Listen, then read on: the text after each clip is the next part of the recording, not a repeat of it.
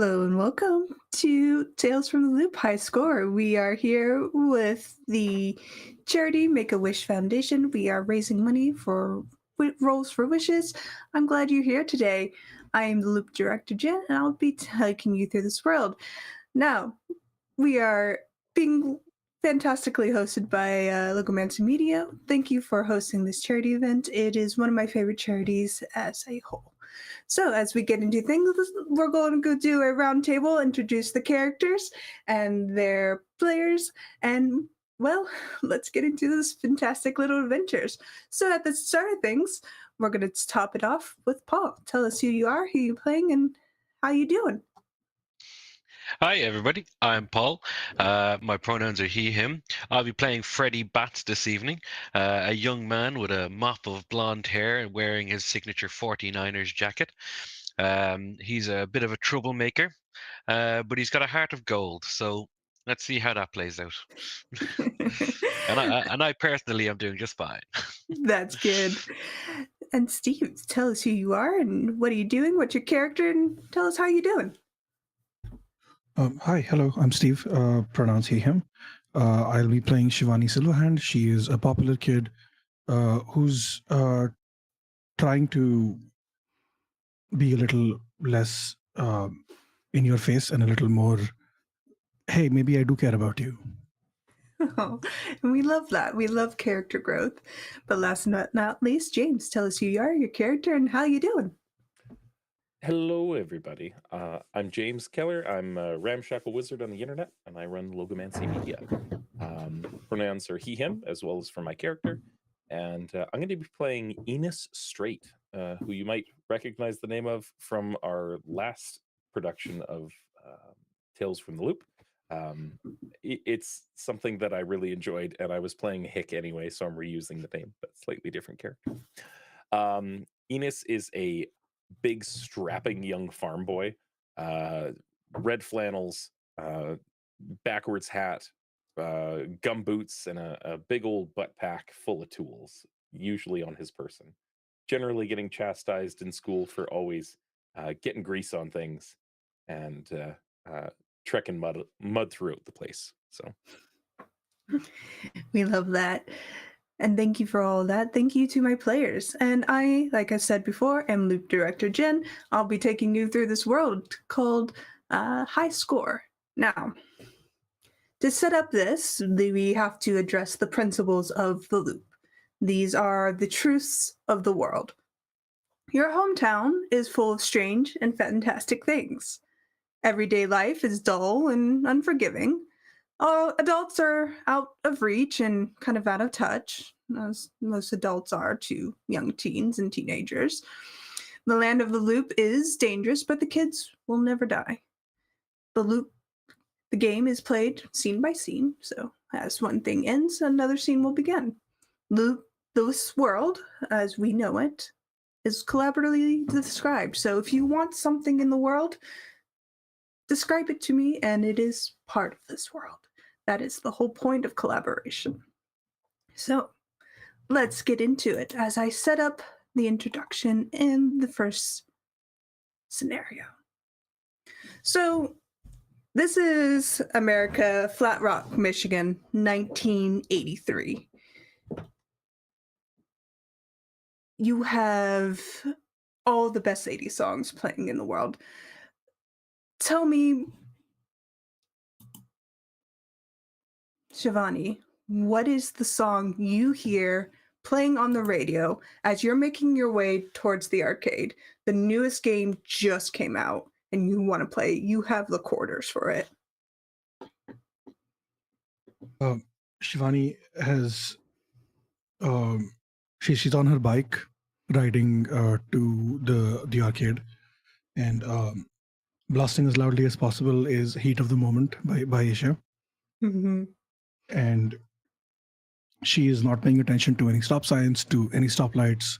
She is just breezing her way down because she owns this place. Or, well, her dad does. Of course. And you're very familiar, I would say, with the owner. Though your dad owns it, this guy runs it in the place of your dad. You know him fairly well.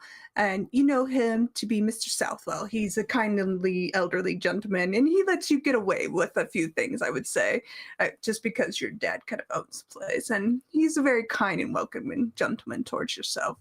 And as you're playing this, you do see Freddie Bats, the local rabble rouser, and you hear his song kind of overtake yours. So, Freddie, what song do you have in mind as you're making your way towards this arcade? Freddie is listening to his favorite song. He is listening to Back in Black by AC/DC. He tells everybody that he truly loves the heavy bass lines and he's memorized all the words, but his heart's not really in it. But he's singing along as he makes his way down towards the arcade. Not a care in the world that his music is drowning out literally everything around him. It's quite obvious as you do see Shamani kind of blaze past you, not a care in the world. And your songs kind of overlap each other in this horrible mangled mesh of conflicting genres for a moment.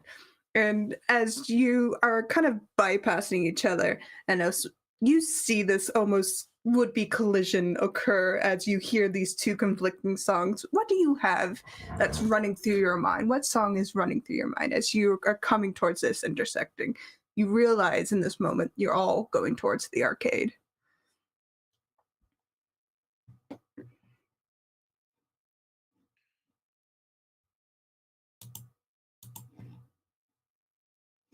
Oh, did we lose Steve for a sec there? Sorry about that. Mike's being weird. Good. Immediate frustration when she hears the music, her music being overpowered by someone else's. Of course. Turns into fury because how dare? And then she just takes a deep breath, counts to 5, and she's like, "Hey, do you mind turning that down just a little bit? Other people are trying to hear their music too, you know." Not too much, I know, because I love my music too, but just a few decibels. Freddie's a little bigger for his age. He'll sort of straighten his back, sort of his best look of indignation that a 12-year-old can give to a 14-year-old. And he'll just like, well, but the music that I'm playing is the best music. Everybody wants to hear it.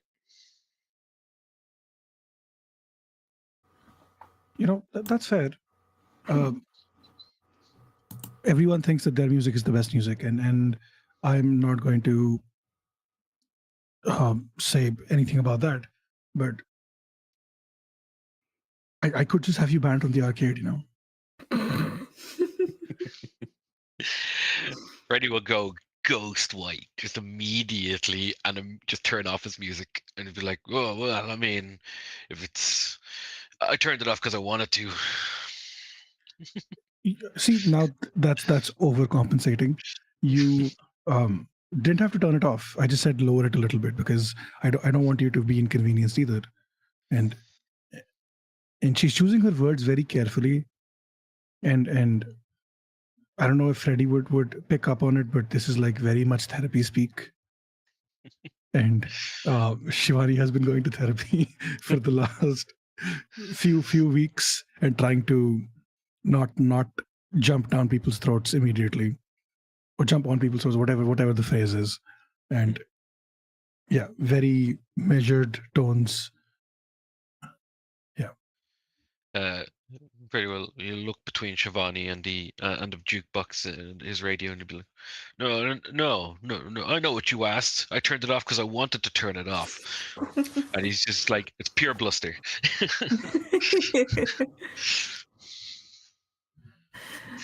As this is happening, you hear immediately drowning out both of your conversations. It's Ramble On by Led Zeppelin, just like causing a ruckus through the streets. And you see this like old. It wouldn't be old here, but it's certainly faded. Um, like uh, uh, little red Toyota, backfiring, windows down. Like one of the mirrors is duct taped on. It's in shambles, but the sound system is just thumping. As you see, like Enos is just like hanging out the passenger window, looking out, and a disheveled woman is driving um, in all of her glorious 80s accoutrement. Um, probably in a bathrobe still. You know, it's only mid-afternoon, and uh pulls up. Enos barely has time to step out and like sling a bag before it peels off, headed towards the local pub. And the sound just kind of goes off into the distance. As your conflicting musics kind of die down, intertwine, and kind of settle down, can I have each of you roll a comprehend? Yes, absolutely. Jen, would you also refresh your video screen? You're frozen on the Of screen. course.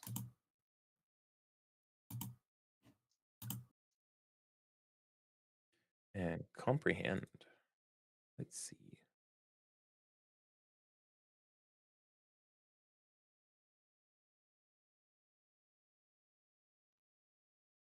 One success for me for a comprehend. One success on my side as well. Yeah, I got 2 successes. Very good. Very good. All right. So, you all kind of collectively know, as kids have this intuition about the town and the places they live. You notice there are strange and unusual things in this world, more than usual. You know there have been reports of robots roaming around in places they shouldn't. This in itself isn't too unusual, as robots are quite common in this world, particularly around the docks, but to have them out of place is unusual in itself. You would also notice there are a lot of police and unmarked cars around the town, along with some TV detector vans kind of roaming the town itself. It's unusual in the fact that there's an uptick of this activity rather than the normal. Hmm. Wonder what's going on. Yeah. Little strange. As a Freddy will immediately kind of be on edge as he notices the uptick of police police presence. He's not a pure rabble rouser, but he's known for causing a little bit of chaos, and the increased police presence will have him just sort of like head down, walk forward, walk forward. I've got it on my relationships that Enos is friends with Freddy because Freddy sometimes comes out to the farm to steal mom's smokes and just start fires. You know, that sort of thing. Yeah, Enos is also a big Yeah. kid, and just like, you know, sometimes you just got to trash stuff. It happens. That's it.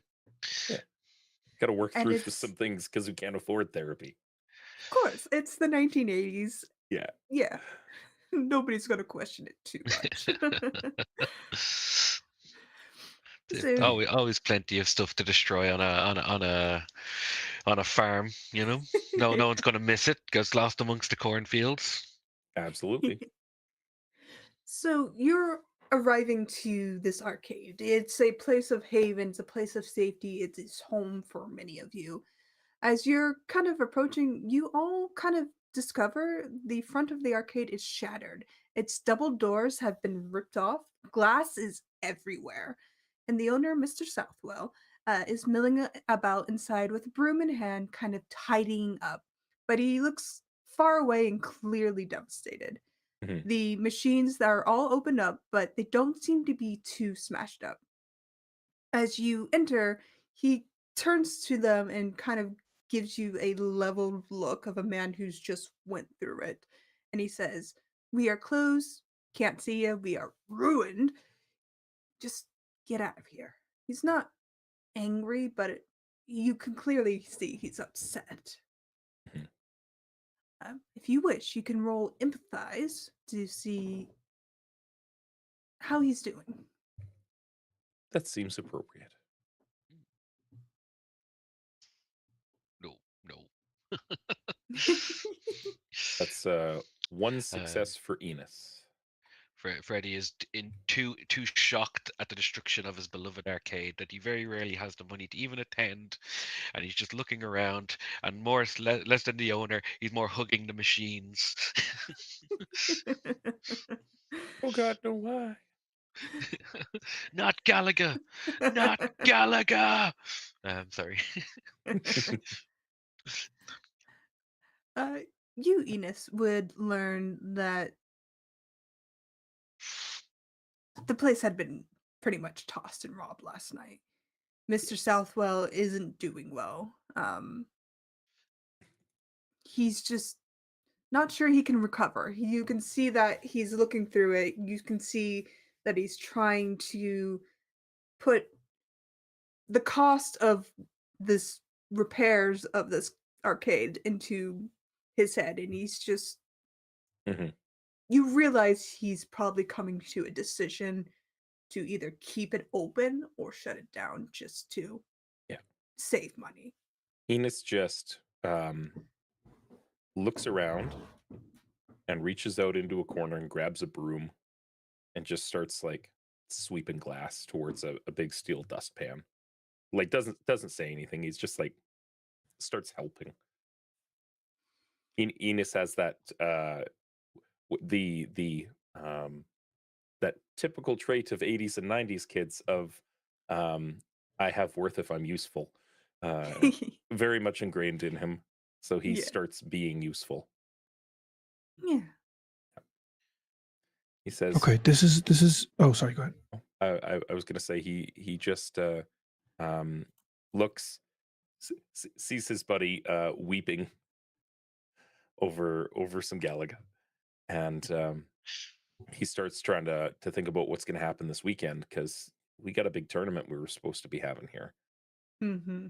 and he's been looking forward to it for a long time, and it's more wrestling with his feelings about what's going to happen now Mm-hmm. than like showing them, because you don't do that. It's tough. And the ruin contest posters you see on the floor, torn from the walls, it just kind of drives that point home that Mhm. a great loss has been suffered here. And Mr. Southwell has a lot of older games, despite a lot of the other arcades in town having newer ones, putting in the investments for newer games and other attractions. Mr. Southwell is definitely more of an old school gamer and likes those kind of retro games. He does occasionally have new games, but he likes his old games. So, and a lot of things were lost here. And as you are kind of cleaning up and sweeping, you also learn from Mr. Southwell that there are other arcades much like his, new and old, that also have been hit.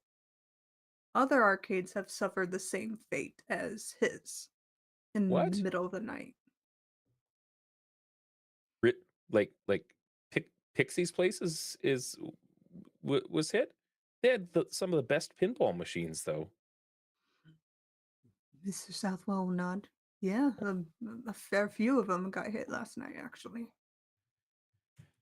Oh Was man. there any one that was not hit? I'm not sure. I haven't. He kind of gestures broadly to his very messed up arcade. I haven't really been out and about. I only called out and discovered from the police that other arcades have suffered. So So what did they do? Did they steal money? Did they smash up the games, or both? he kind of looks to place. Well, most of the machines, he gestures to the ones that are still intact, are still there, but they were looking for something. I don't know. Just haven't been into. He gestures towards the other ones that have been kind of cracked open, but not destroyed. they were looking for something, maybe coins. I don't know. You hear a phone ring in his office. Just stay here. I'll be back. As he turns away, puts his broom to one side to go answer the phone, and he goes out of sight, leaving the three of you here to do as you wish.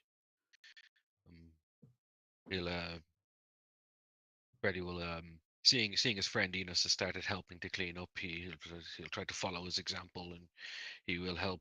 Could he once Mr. Southwell leaves the arcade, could Freddy try to sort of just have a look inside and see if he can see what's missing? Definitely not looking to see if the change was taken and see if he could take it himself. He's just checking to see what damage was done to the internals. He's not very techy, but presumably he's assuming the damage might be obvious. Of course, roll me and investigate. The arcade equivalent of stealing catalytic converters. Yeah. Oh no. No successes on that one. All right. And Yeah. can Enos roll a tinker just to like poking Of around, course. taking a look on the inside? He's been here with Mr. Southwell before, Mhm. fixing stuff up. It's how Enos makes most of his pocket money, is just like learning how to do stuff, and Of not with course. the fancy like programmed ones, but with the mechanical, um, old school boxes, like the pinball machines and others that had um, very complex, diligent mechanisms in them. Yes, of course. Roll your tinker. Now, I'm gonna take a condition to re-roll. I want to be really upset by this, Of course. because this is not only that's 3 successes on the reroll. All right. This is not only his livelihood, because if the arcade shuts down, Hmm. Enos doesn't know what he's gonna do, because he relies on that part-time job, so to speak. All right. Yeah. Don't forget your condition. Yeah. Uh, With a success, I will give you both since you rolled 3 success. The boards have been removed very carefully from the machines. Clearly, somebody wanted the boards or recognized their value. The boards being the electrical boards. mhm. And the indentations on the floor show 2 sets of droid prints, so robot droids. Um, one with an X-style foot that is quite large, and a smaller caterpillar track, so something you would see on like a tractor or something, bulldozer, what those Mhm. kind of tracks. Like a tread.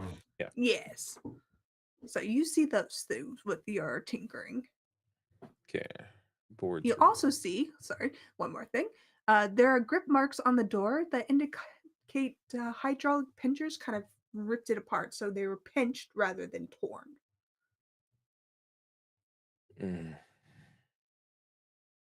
Enos thinks for just a minute and takes this in, and he's like, "Should I mention something to Mr. Southwell?"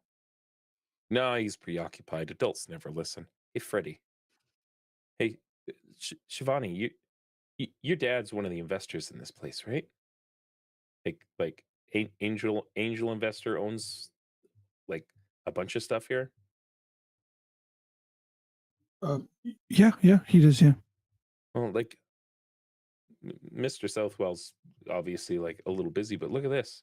And he gestures over to the tread marks, and then like a person's hand wouldn't do this on the door. Um, you can see where it's pinched. It looks like it was hydraulics, and uh, not like bolt cutters or anything, but you think it was maybe something from the loop? Like we see those robots from time to time. Uh, I don't understand mechanics that well, but based on what I know, and trusting your instinct, I think that makes sense. Yeah, like you can see the tread marks come in and go out, and like these are really hard to take apart, and they pulled everything out really meticulously. Um, like you see, they didn't damage a lot of the internal stuff. They just went right for the boards. So like, it seems like somebody's got a robot doing stuff. I've never heard of like them being able to do that kind of thing or be that smart or directed. Like they're kind of cool, but they don't. Yeah, it's like that we got a robot thief, and he seems a little giddy just for a second before like sadness kind of wells up at him again because you know life is crushing and terrible. Mm. Maybe do you think robots could have attacked the other arcades? Freddie will say to Enos. Maybe we should drop by the other arcades and see. We don't even have to go in. Maybe if we just check the doors, we could see if it was the same robots did all of them, because Oh, they'd have opened the doors the same way, right? you'd think so, yeah. Yeah, maybe yeah, why don't we it's called Pixie's Tavern, even though it's not actually a tavern. There's a another one like it's a bike's ride away. It's totally fine. Um why don't we check out that one? We can uh they got good pinball machines. I like it there. And he kind of finishes sweeping up and doing the job and like dumps some glass into a bin and tells Mr. Stillwell that or Mr. Southwell, sorry. We're gonna we're we're gonna get out of here, sir. Um, I'll be by a little later, and we'll see if there's anything that can be salvaged or can be fixed up. I'll I'll see you later. He waves. He's still on the phone, but he waves, acknowledging what you said, as he seems to be on the phone with the police, still making a report. Yeah. Um, and heads out. Right. As the three of you head out, you see a car pull up and two older teens that you're all familiar with. They are kind of like, hey, they're the cool older teens. Robert and Julie, 17 and 18, respectively. You know them through schools, you see them around the arcade. They're fairly nice people, but they will bite back as teens do if they get annoyed by younger kids. But as they get out, you see Robert kind of look the place over, leaning on his door, just kind of in awe of the mess that's in front of him. While Julie kind of pops her gun and kind of leans to one side and is like, bummer. Hey, what are you three doing here? Well, we were coming in for well to get some practice in, right? Yeah, I suppose. Oh, right. That tournament's tonight, or was tonight, wasn't it? This is just. Oh, sweetie, don't worry about it. As she kind of digs through her purse and pulls out what looks to be a pack of gum and offers you some. He absolutely takes some hubba bubba. Yeah. 100%. If it's being offered to all of us, Freddie will Yeah. also take some. Yeah. He'll try to be cool about it though. Like he doesn't really care, but he does.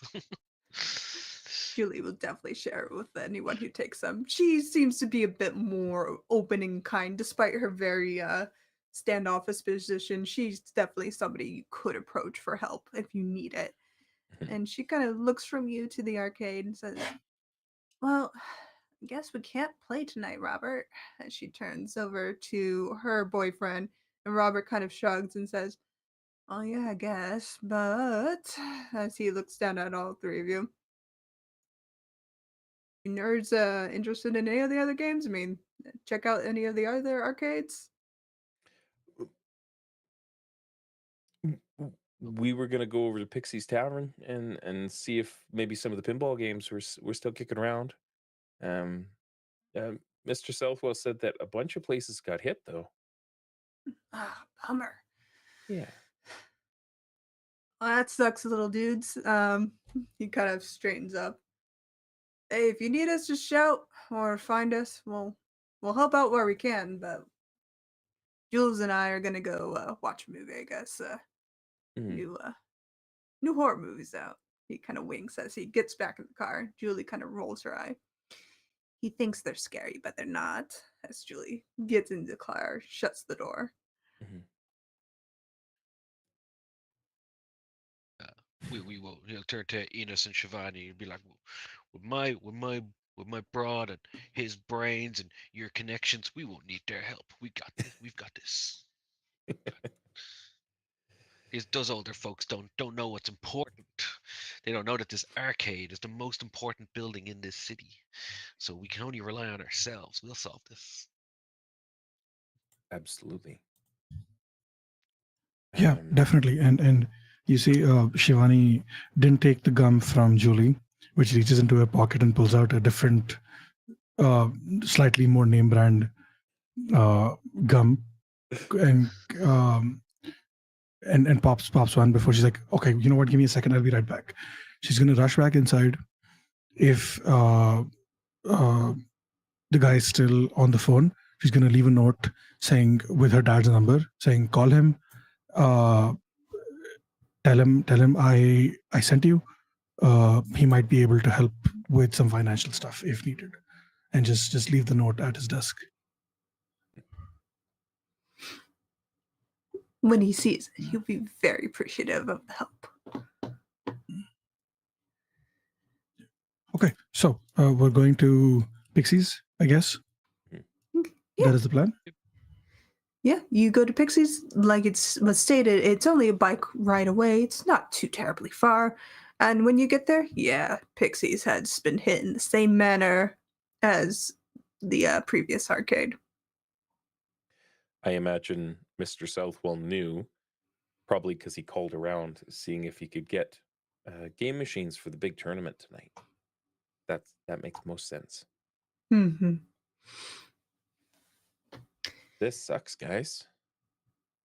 Ooh, You think Should we check and see if there's trademarks in other things that you mentioned here as well, or yeah, let's go take a look. Just looking for the same sort of telltale signs. Mhm. Milling about, looking at the floor like kids do. Yeah. Janice, the lady who owns this particular place, comes out as you come in and she says, "Honey, don't be in here. It's too dangerous. You'll cut your feet on the glass." As she kind of has a similar broom. Yeah.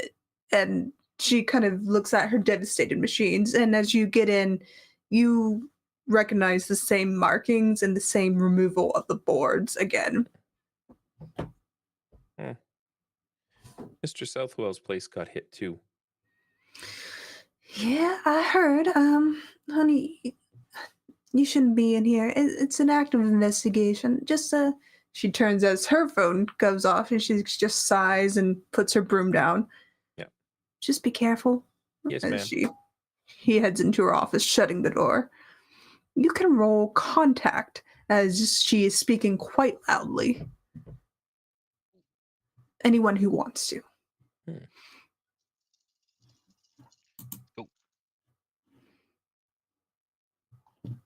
is 3 Unfortunately, successes. No. 3 successes for you? 3 successes for me, yep. Love it. Very good. And 1 success for Shivani. Very good. So, between Shivani and Freddy, you are more distracted, Ennis, with more of the pinballs kind of shattered across the floor here. It's quite devastating to somebody of your caliber who enjoys this. But the other two, as you're listening into what Janice is kind of saying, you two realize there are 2 not broken in, called the Carousel in Las Vegas. They're kind of a newer arcade. They set up shop on the other side of town. They're both on the other side of town? Yes. They're kind of competitors, but they are owned by the same guy. Huh. What's Freddy will wipe his nose on his sleeve. Is what's different? She's saying the two arcades on the other side of town. They weren't hit. Why weren't they hit? You said it's the Carousel and the Las Vegas. Las Vegas. Yes. All right. Well, let's think about that for a second, because they're both over there, so maybe whoever did this with their robo thief cheesed it before they got to that part of town. What's different about those places? Like, With were that, did they have like a stake in the tournament too? Do you think it's somebody trying to sabotage us? You can roll investigate, tinker, or comprehend. You can roll either of those, and each of you can take one, or you can double up on one. I will roll tinker, just thinking about like what's different about those places. Of course. That's 2 successes. Fantastic. And, one. Oh, lost that dice. 1 second. No successes on that either. All right. Swings and roundabouts over here. It's 3 or nothing.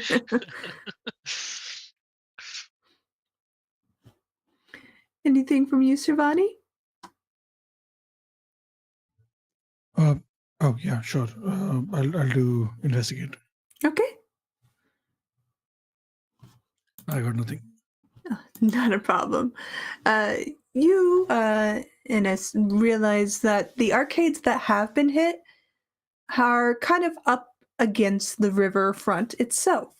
The river that kind of pulls itself through this town of Flat Rock, Michigan. You do notice that a lot of the footprints kind of led out towards the sandy areas of this river itself. More pincher grips are again at this door. There are paint scratchings on the door frames and ceilings where you would know that the robots being too high would run against the ceiling itself. And as you're kind of putting this together, you see a taller gentleman pass by this arcade, and he's dressed in a nice suit holding what looks to be a handheld scanner as a van kind of slowly trails behind him with kind of this small satellite going in circles, and it passes by you as you're making this connection, and you kind of hear a radio crackle kind of come from this gentleman's kind of pocket area, and there doesn't seem to be any news, weirdly enough, of the arcades being hit or being talked about on this. There's isn't that always the way though? Because the thing you care about is like, obviously it's gonna show up and then it doesn't. You're like, oh, Yeah. is my world smaller than I thought? My goodness. The van faded ice cream cone on the side. Yeah.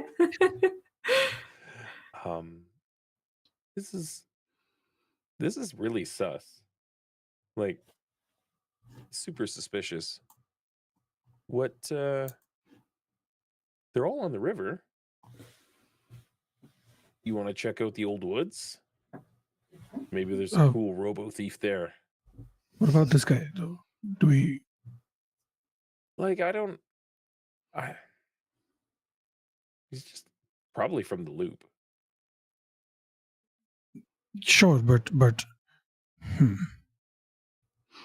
I'm gonna Shivani's going to walk up to him, hands on her hips, like and immediately like, and what do you think you're doing here? The gentleman pauses as he turns towards you, looking down his nose at you. He has a good 3 feet on you, Shivani. And he kind of puts his handheld device away neatly, smooths his suit, and gets down at your level in a not demeaning way, but as in to talk to a child in a very approachable way. And he just says, just making sure things are in order, miss. You going to play some arcade games? I'm asking the questions right now. Do you work for the rival arcade company? Are you the one who did this? He kind of just smiles. Very, very, composed for a young lady. No, I do not work for the arcades. I'm simply doing my job making sure that Flat Rock, Michigan stays in order. That's all.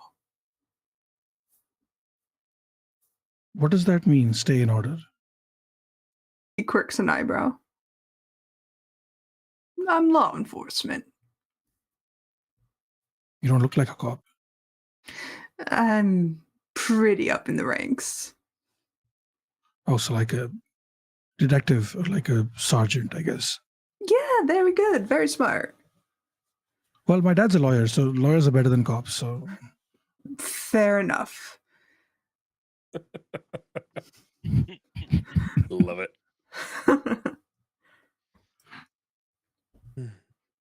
I'm gonna.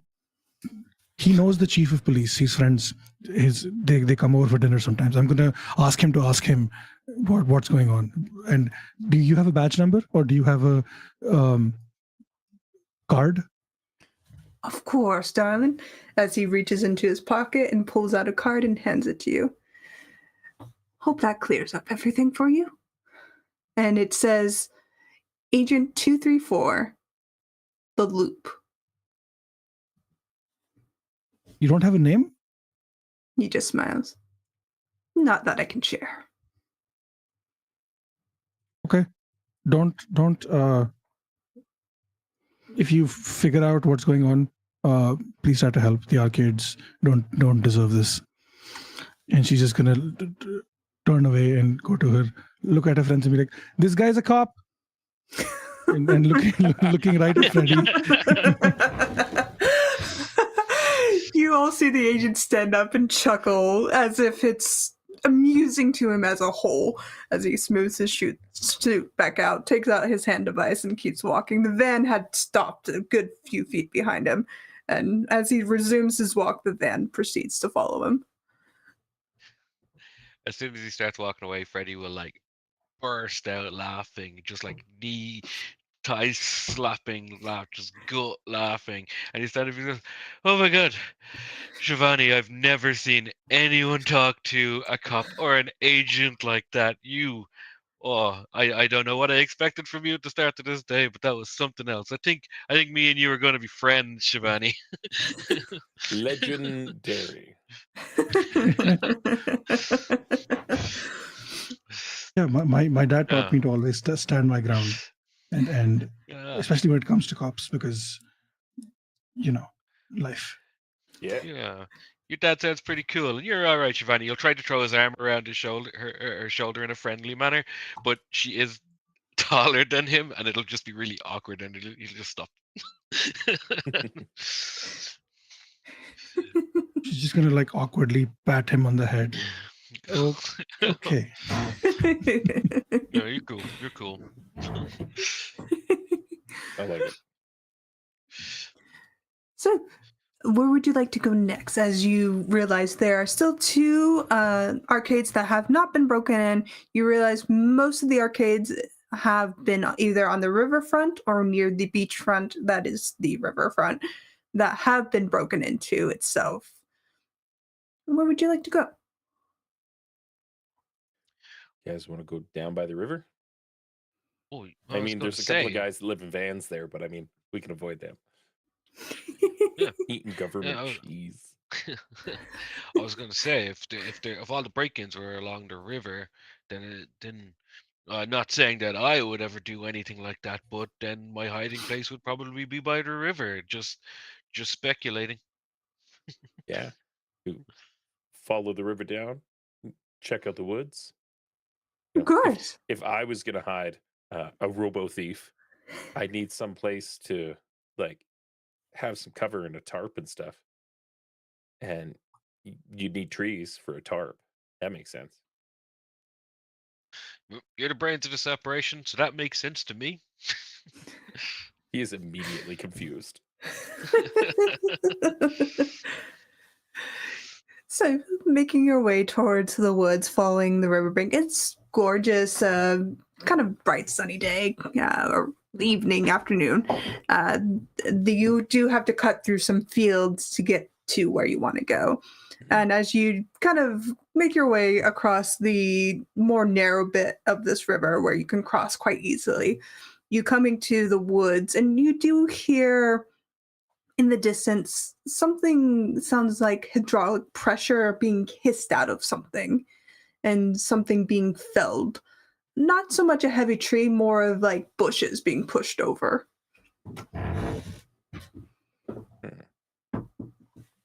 Oh, somebody here. Quick, cheese it.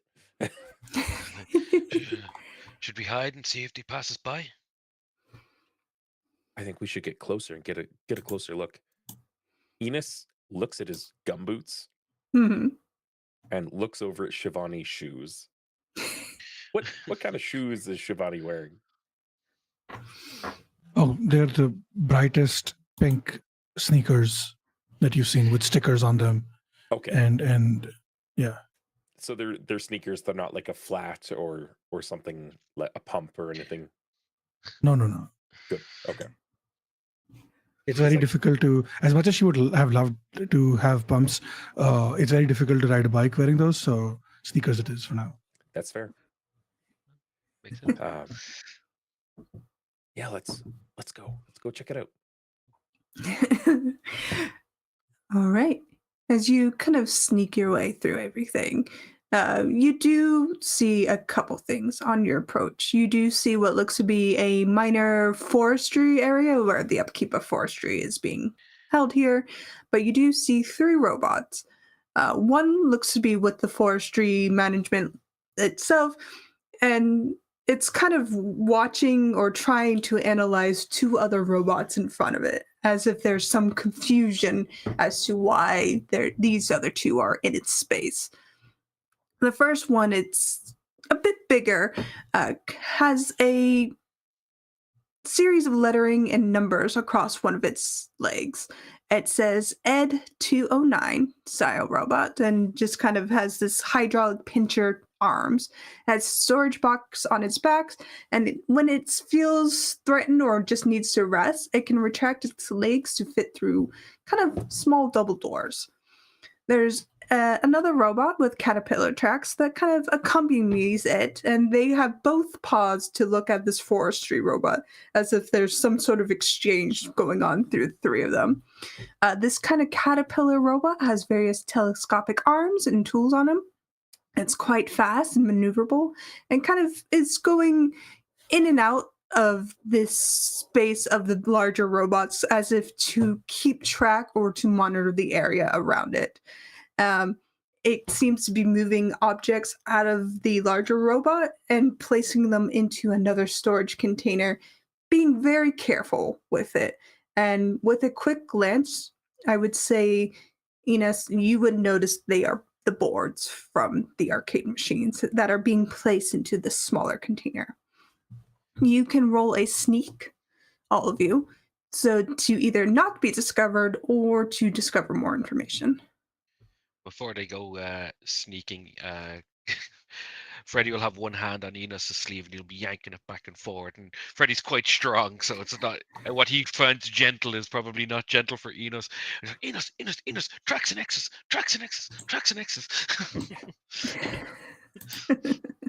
Enos, that's 2 successes, by the way.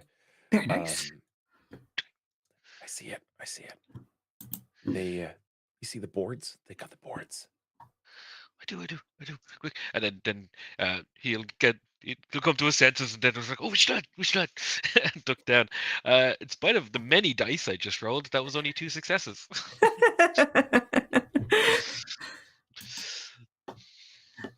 And 1 success for sneak for Shivani. All right. The forestry robot kind of pulls itself up as if to intimidate the other 2, but the other 2 are just not bothered by this. You would all know that these other 2 robots that the forestry robot is trying to menace is for warehouse, military use, and kind of a modification board itself. Like they're kind of a weird mishap aboard robots. They do a lot of things, but they are primarily for the loop. So there's a forestry one, a caterpillar one, and then that hydraulic pincher one with a box built into its Yes. back. Yes, Okay. yes. And so we've got the Ed 209, the caterpillar, and then that forestry bot. Is it interacting with them at all, or is it just like going about its business? It's trying to do both. You see that it wants to do its job. Yeah. But there are two strange robots in its space. And it's trying to assess if it's being threatened. You would know this just because forestry robots have these codes of it's supposed to do its job, but if it feels threatened by animals or people, it will defend itself. Gotcha. And it's Understood. trying to determine this. Makes sense. Yeah. If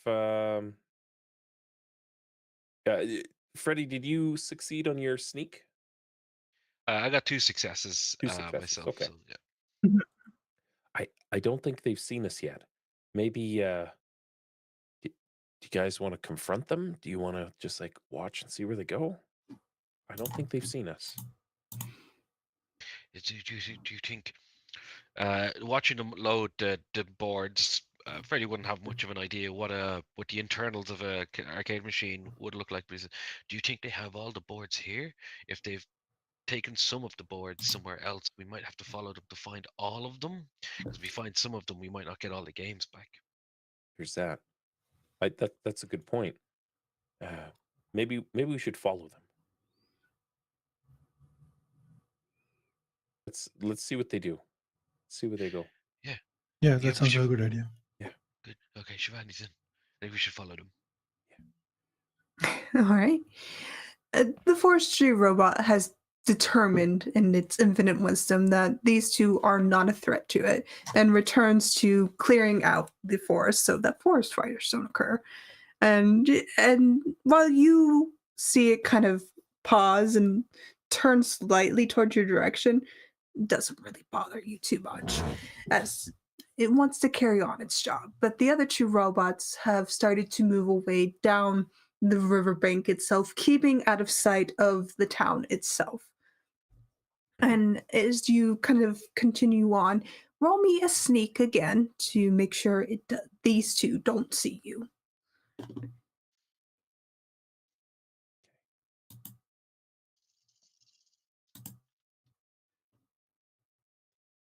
One success. 2 successes again. I also got one. All right. They will continue not to perceive you as they seem to be on a mission. They're very blind. It's okay. As you get closer and closer, or you follow them, they get closer and closer, and you realize they are going towards the loop. This strange kind of compound. And they're heading towards what looks to be a warehouse storage area. And you kind of see in front of them what looks to be a grate that the smaller one easily removes, and the larger one kind of ducks down and starts shuffling along that it can get through. The smaller one follows after and doesn't really close the grate behind it. But you also see a couple of the loop agents on top of this grated area. So there would be like a drainage area. So they would be on top of the wall. And you see a few of them milling about. Some of them have earpieces. Some of them have these strange, not so much guns, but more of a stun baton that they use to apprehend suspects and people intruding into the space. The loop itself is weird, and you all know this. Your parents might work here, your parents might have some influence here, but it's a space you've been told not to go. Like a good half the town was employed at the loop, weren't they? Yeah. Do presumably the agents above this storm drain thing, they didn't notice the robots going in. No. They didn't notice or they didn't care. You're not sure. Well, Typical. did they replace the grate when they went in? Or is it The small still- one kind of did, but it's enough that's kind of jarred to the point where could slip in. Let's think about this for a second. If I was an adult and I was running a multi-billion-dollar, physics experimental laboratory, I would want to know if my robots were wrecking people's arcade tournaments. like first and foremost, let's be realistic about this. So even though maybe we're not supposed to be in there, I mean, I know I've gotten in trouble before for trying to tattle and not having the whole truth. So for all I know, the robots are doing good, but we got to make sure. And it's good to be sure, right? Right? Always. I'm always getting in trouble for things I didn't do. I don't want to get people in trouble for things they didn't do. Yeah, So I exactly. want you. It's just due diligence, right? We're not we're trying to make sure that bad stuff doesn't happen. We're not trying to break anything this time. Yeah, we're just getting all the I need things for a second. The word evidence. We're gonna get all Yeah. the evidence before we do anything. What do you think, Shivani? I think there's I kind of agree with what you're saying, but I'm also, what if this is what they want the robots to do, and if we go in and then we get in trouble because we went in, right? I don't trust the robots now, Well, I mean, especially since the other one, the forestry one, was kind of didn't really know what to make of them.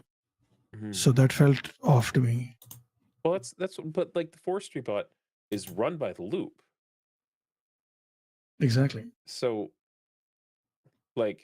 maybe if we go in and we just kind of stay hidden, and then if something goes wrong, we'll just tell the loop people that their robots are being weird. Because they got some really weird and cool tech. I saw this thing, it was a sphere, and it had echoes through it, but when it echoed back, it was a different voice of you when you were older. It was super cool.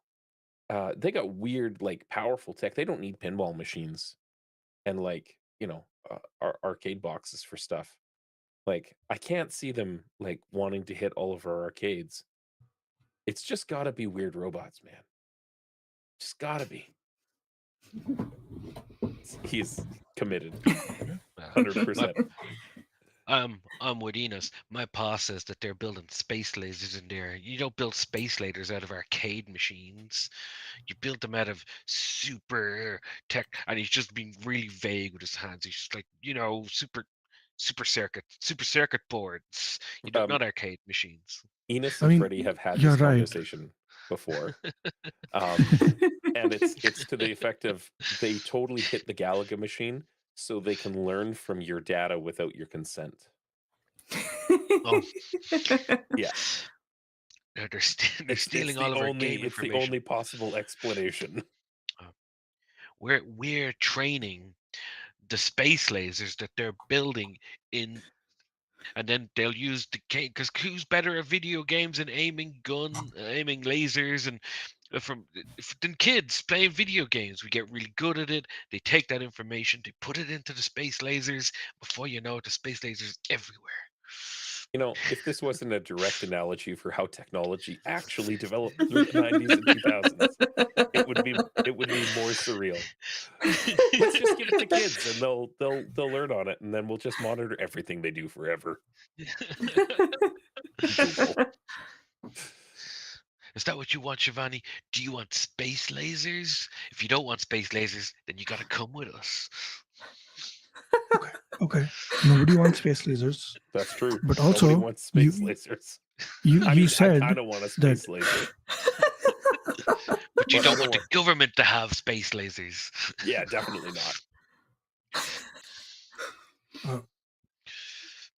I still don't agree with the fact that with you saying the what's it called, that they couldn't do anything with arcade technology, because last I checked we went to the moon with like nothing, right? Yeah. So with like But I 32 mean, bits of code. It's more that like they already have like really cool technology that's way more advanced than arcade stuff. So I don't know what they would possibly want it for. That's all I'm saying. Yeah. Right. Well, Like these are regardless, I old mean, I'm games. not letting you two bozos go in alone. So yeah, I mean, That's right. Well, and I mean, worst Shivani's case in. scenario, if we get caught by them, we're gonna need a lawyer. So you could call your dad. yeah, sure, yeah, that's perfect. Excellent. And through the power of nepotism, All We'll of our all be problems okay. were solved. fine. Let's Enos wants to go take a look at that grate. He said that it had been kind of haphazardly been put on. Yes, you can roll investigate as you kind of sneak up to this grate. You will also need to roll sneak, so you won't be seen by the agents that are kind of up on the wall. All right, I will. That's a sneak check. Ooh, only one success that time. That's 0 successes on sneak for me. I'm rolling 8 dice a go here for these sneak checks, and I'm minus 2 successes at most. And Shit. if we're all rolling for the investigate check, that is no successes from me. Investigate for me is going to be 2 successes. Very nice. Oh, sorry, that's 2 successes for Shivani. That's no successes for me. They both showed up at the same time. Perfectly fine. You think you're quiet. You think you're sneaky. You're kids. The world is literally whatever you want to make it at this age. And you get up to the grate. And as you do so, Shivani, you notice the grate has been kind of almost put on a hinge or bent on a hinge in a way that something very strong can move it back and forth. There are tracks in the mud beneath your shoes that kind of indicate these drag marks have been pushed and pulled for this grate. The space is big enough for small sized persons to kind of slip in if they're wiggly enough. There are some sharp edges, but you're kids, you could probably be careful enough to get into it. But as you get into it, you do hear behind you somebody approaching. You've been spotted. No, it is a great. You said it's kind of on a hinge. Something really strong could pull it open and pull it closed. Now they're pulling it all the way open and all the way closed. Freddy is quite strong for his age.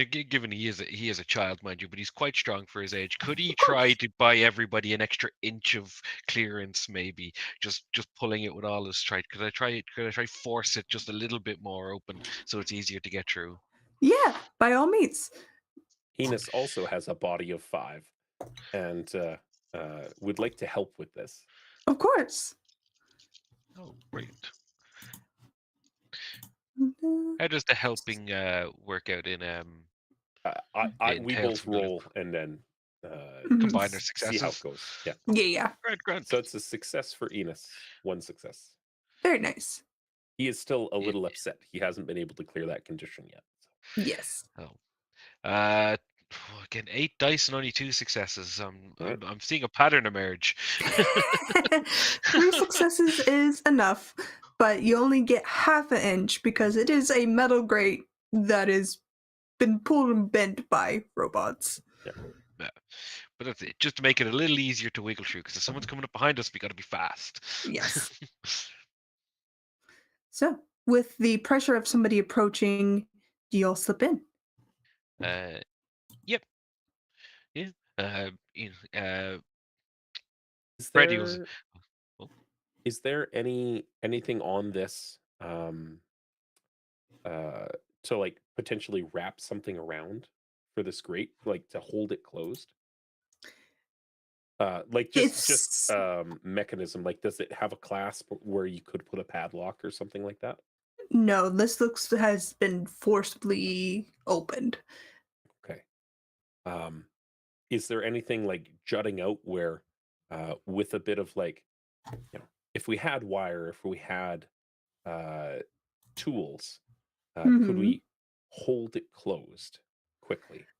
Not really. It's more Okay, as it's been yanked from the wall. understood. Okay, yeah, let's go and like start heading down that like shaft. Um, Yeah.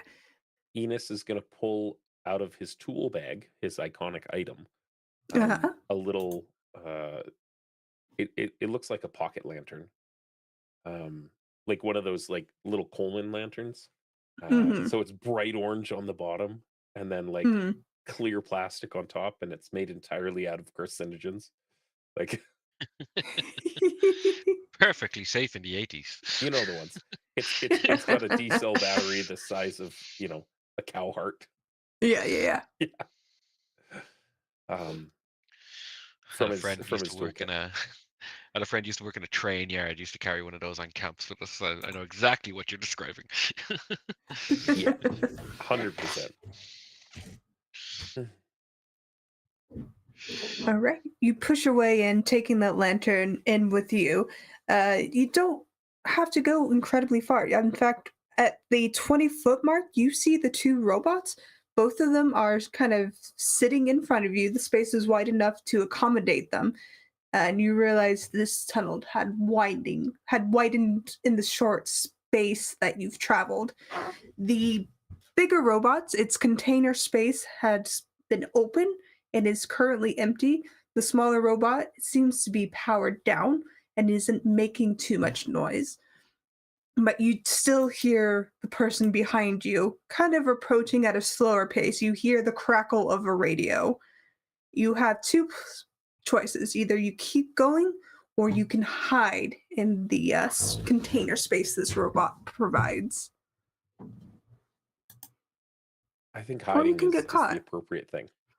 Yeah, hide, because we're here to find out what they're doing with the boards, and if we leave, we might miss something important. So I think Freddy would want to hide in the container spaces. Of course. All right. What about you, Shivani? Yeah, Shivani's gonna follow that lead. She's very out of her element right now, Mhm. so she's going to do what the others are doing. All right. You clamber into this container space. All of you make a sneak roll. You can add a +1 to your dice. It's very kind. Very kind. One success because I got a bonus one. Very good. 3 successes. My Very first time good. rolling more than 2 successes on something. It only took 9 dice.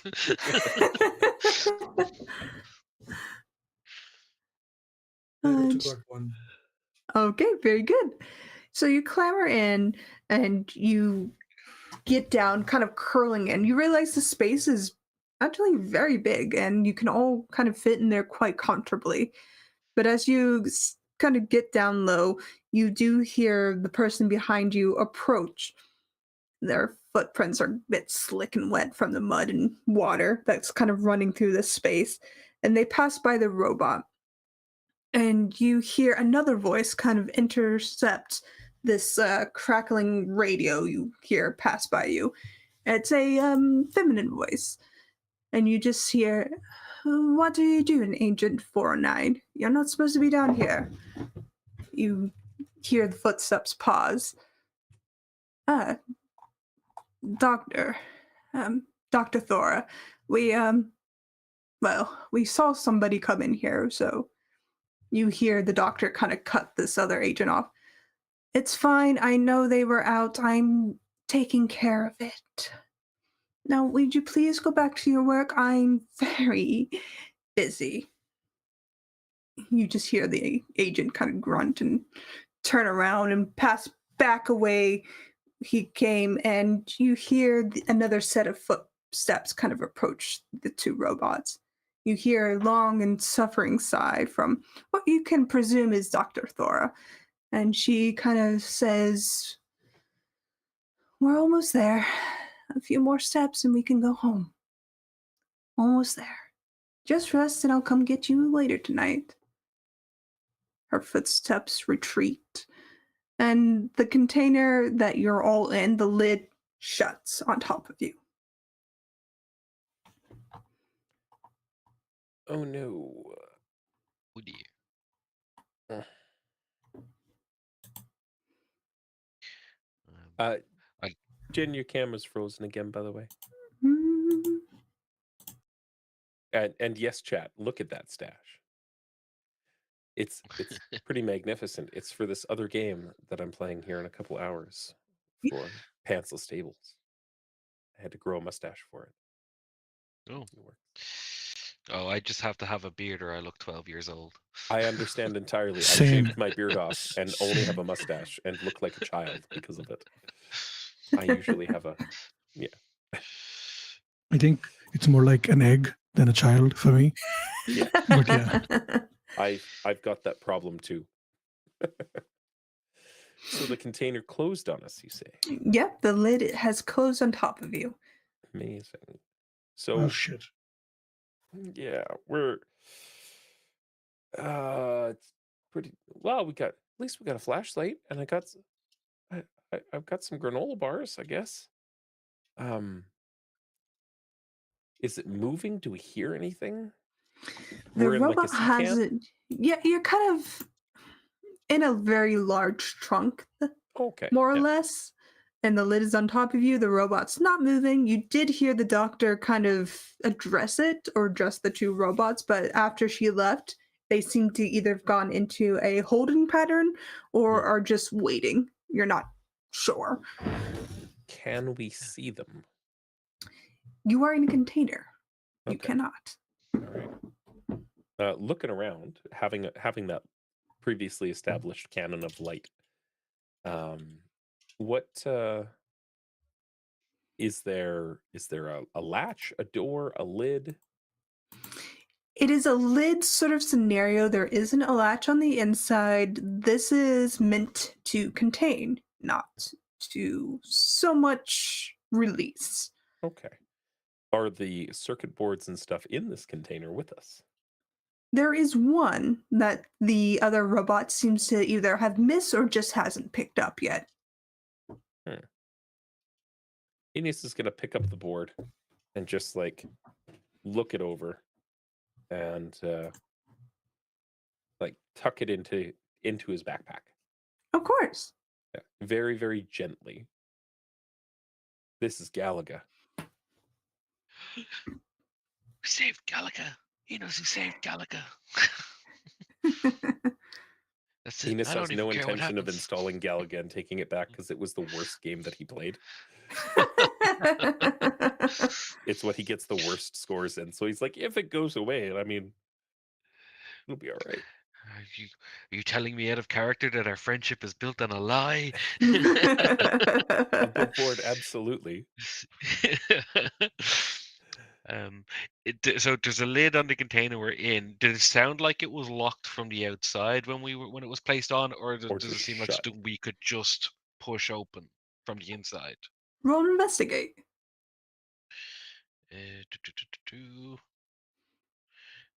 Oh, I don't know why I keep asking for all these mind checks. No, nothing.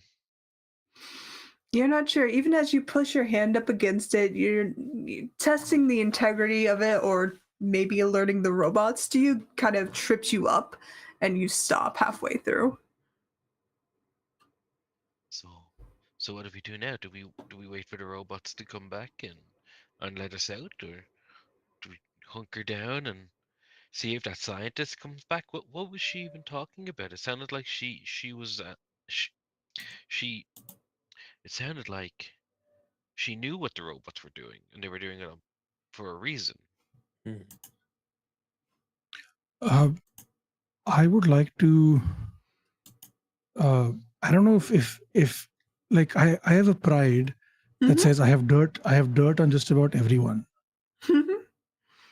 Would I know some gossip about this person based on the fact that Shivani's mom also goes out to parties all the time? Just to get a better vibe of like who this Yeah. is. Yeah. Roll. This be investigate knowledge. Let me double check.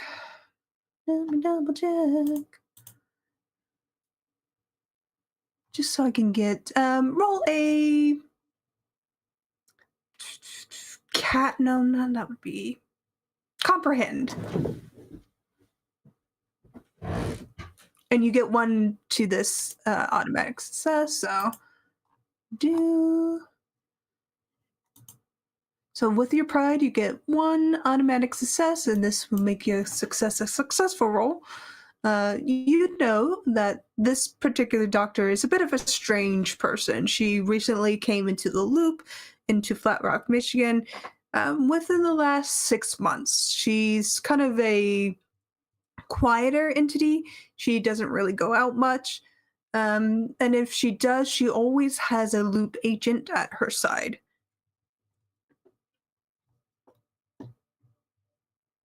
Okay, so this doctor is pretty. I'm assuming she's pretty high up in the ranks because she always has an agent with her, like a bodyguard or something. And so Mhm. I don't think we want to get on her bad side. So I don't think we should wait for her to come back. We should potentially. Didn't you say that cop you were talking to? Didn't he say he was like agent like 1234? Like You the still have his combination on card. somebody's luggage? Wait, what about luggage? Oh, 1234. It's the combination people put on their luggage. Oh, it was 234, but yeah, Oh, we can try it. Yeah, agent from the 234. inside though. No. I'm just thinking like she always has an agent with her, and you saw that weird agent that didn't have a real name. Hmm. Like like you're not allowed to have a last name that's just numbers. Like this is True, America. but I think earlier we also heard Agent 49. So Oh yeah, no, like no, that checks out. I understand. I'm Above assuming it's board. code names. Yeah. Yeah. So what do you suggest? Should we make some noise? Should you guys want to bang on the container and see if one of the robots opens it up? I mean, I think we're stuck until we do something. That does sound a little bit better than getting caught by the loop agents, honestly. I'd rather like robots won't hurt you as long as you don't try and hurt them. Like you should see what Freddie and I have done to some of these forestry robots before, Shivani. Like they're real dumb for like programmed machines and things like that. Like sometimes they have trouble keeping up, but I'm sure if we need to, we can just cheese it and get the heck out of here. Yeah, even if we could get to open the door crack, maybe we could burst out and just run for it. It seems any plan seems better than just staying here waiting for the feds to come back. I agree. Enos is going to reach into his tool bag. Okay. And pull out a crescent wrench. Mm-hmm. And just dung, dung, dung, dung. Yeah, as you Tap do out that, an SOS quick. You do that, you feel the robot shift unexpectedly, almost pushing all of you to one side. And there's like a 5-minute pause before the lid kind of pushes open, and you see the smaller robot kind of peer in at you, analyzing you very carefully. Each of you, if you wish, can roll me an investigation or a comprehend.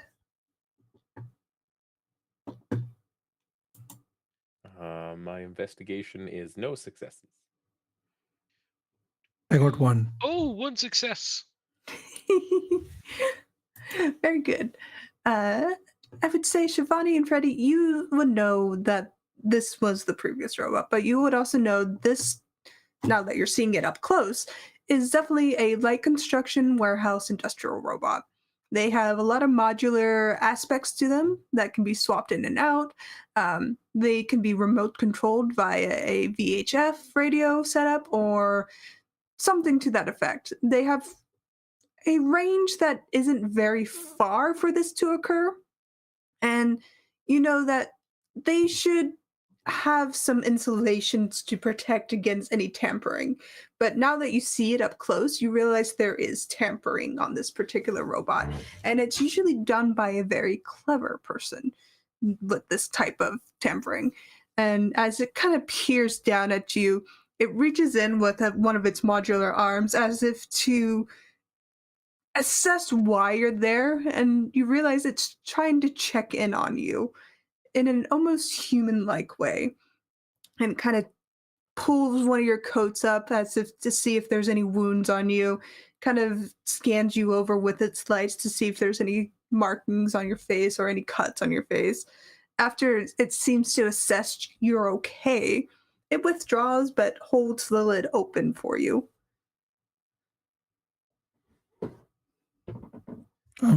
Thank you. Shivani's gonna try to climb out and then try to help the others as well. Yep, I think Freddy's a strapping young lad. I think he'll hop out first, and as probably one of the stronger members of the group, he'll also try to help anyone else who might struggle to get out of the container. Enos is a farm boy. Enos gets out of the container He's already out.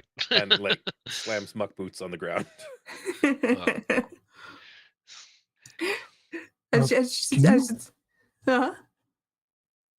Can you understand me?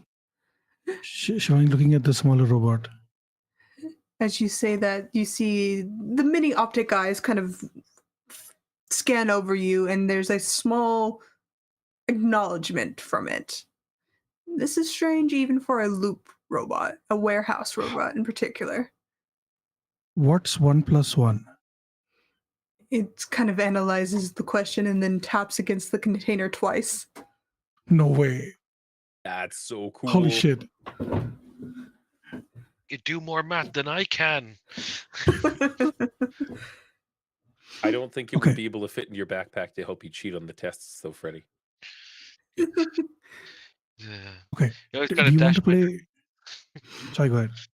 No, you go ahead. Okay. I will. One tap for yes, 2 taps for no. Do you understand? Taps once. Okay. Are you okay? Another tap. Is someone doing weird experiments on you? There's a pause and then 2 taps. Is someone doing regular experiments on you? There's 1 tap. Do you need help? There's a long consideration pause before you hear from the bigger robot. 2 taps and then followed by a 3rd tap. Wait, what does 3 taps mean? Maybe? No, yes, no, and yes. Oh, maybe he's trying to tell it us that said it no, might but need then help. changed its answer to yes. This is my pride right here. Oh. You don't say no to a neighbor in need. Yeah. No? It's asking for help. At least the larger robot is asking for help. And they both seem intelligent enough to carry this conversation on. Do you want us to help you run away from here? There's a pause, and you can see there's a consideration from the smaller robot. And it seems almost frustrated as it's trying to go beyond the binary yes and no. What about? And there's a series of 4 taps followed by a 5th tap. Freddy will just have a thought. You can do math. Could you write? The smaller robot kind of extends a smaller, like almost appendage arm out towards you. do we have a notepad and paper we could give it? Maybe it'll be able to write down what it wants. I got a thing here, and Enos again reaches into his tool bag, and he's got those like a draftsman notebook, right? Like a Mhm. little 3x5, and like a carpenter's pencil and stuff. Mhm, Um, mhm. and he folds it out and puts it down on the ground. The smaller of the robot kind of examines all three of you before bending over, taking the pad from the floor, and you just hear writing. Almost a paragraph. Yeah. Scribbling of his pen, and it kind of holds it out before it accident. You're not sure if it's an accident, but it drops the pad on the ground. Does it look like a Xerox printout of what would be done with a pencil? It's a weird blocky lettering, yeah. Okay. What's it say? It says, "We do not need help, but another does." Oh, is it that strange doctor? Mm. Dr. Thora. Thora? The smaller robot quickly taps the container once. Oh, okay. That it, you've been stealing from our local arcade, and that really it bummed us out because we got a bunch of really important stuff that we need that equipment for, and that's why we showed up. But if you guys need help, can we have the boards back if we were able to help you? Do you? Mm. You see that it's considering a conundrum before it quickly taps. No. We can't have. Oh, And it reaches for the pad again and the pen. I flip it to a new page for you. We are sorry for the destruction we've caused, but the doctor needs help. Your boards will help. But Compensation in hand if we can find a solution. but you're from the loop. Surely you have something more advanced than the board you took from our arcade machines. What would you need what would she need the arcade machine boards for? You see it write quickly and turn it towards you, this time not dropping it, and it just says in large letter, "Must be done in secret." Huh. A secret experiment that they need space laser technology for, Freddy. All I'm saying is, it sounded more and more like Pa was right. They're training the space lasers on the data gathered from our arcade machines. And the regular government folks say that there's not true and that they don't know anything about it. That's because the secret government of the loop, the real government, The shadow they're government. the ones. Shadow government. They're the ones in control. Because Understood. who else is putting space lasers in the sky? I'll tell him Pa all this when I get home. All right. Yeah. Go ahead. You do that.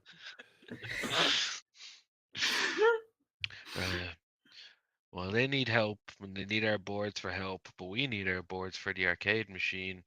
There has to be a middle ground somewhere. Mhm. I think this means we have to wait for the scientist lady to come back so we can ask her what's happening. Absolutely. Do you want us? Do you want to take us to the scientist, that Dr. Thora? Should we wait here? Is there something that we can do for her?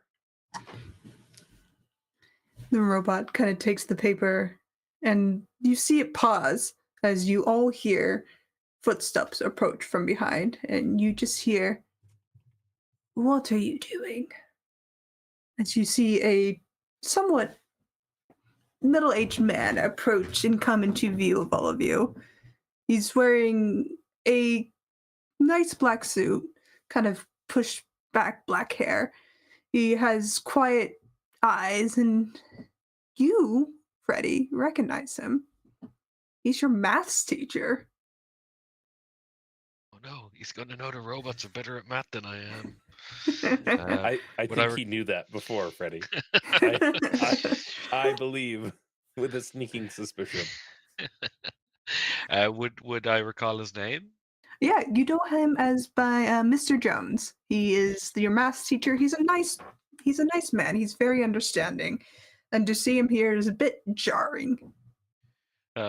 Freddie will rather protectively put himself between Mr. Jones and everybody.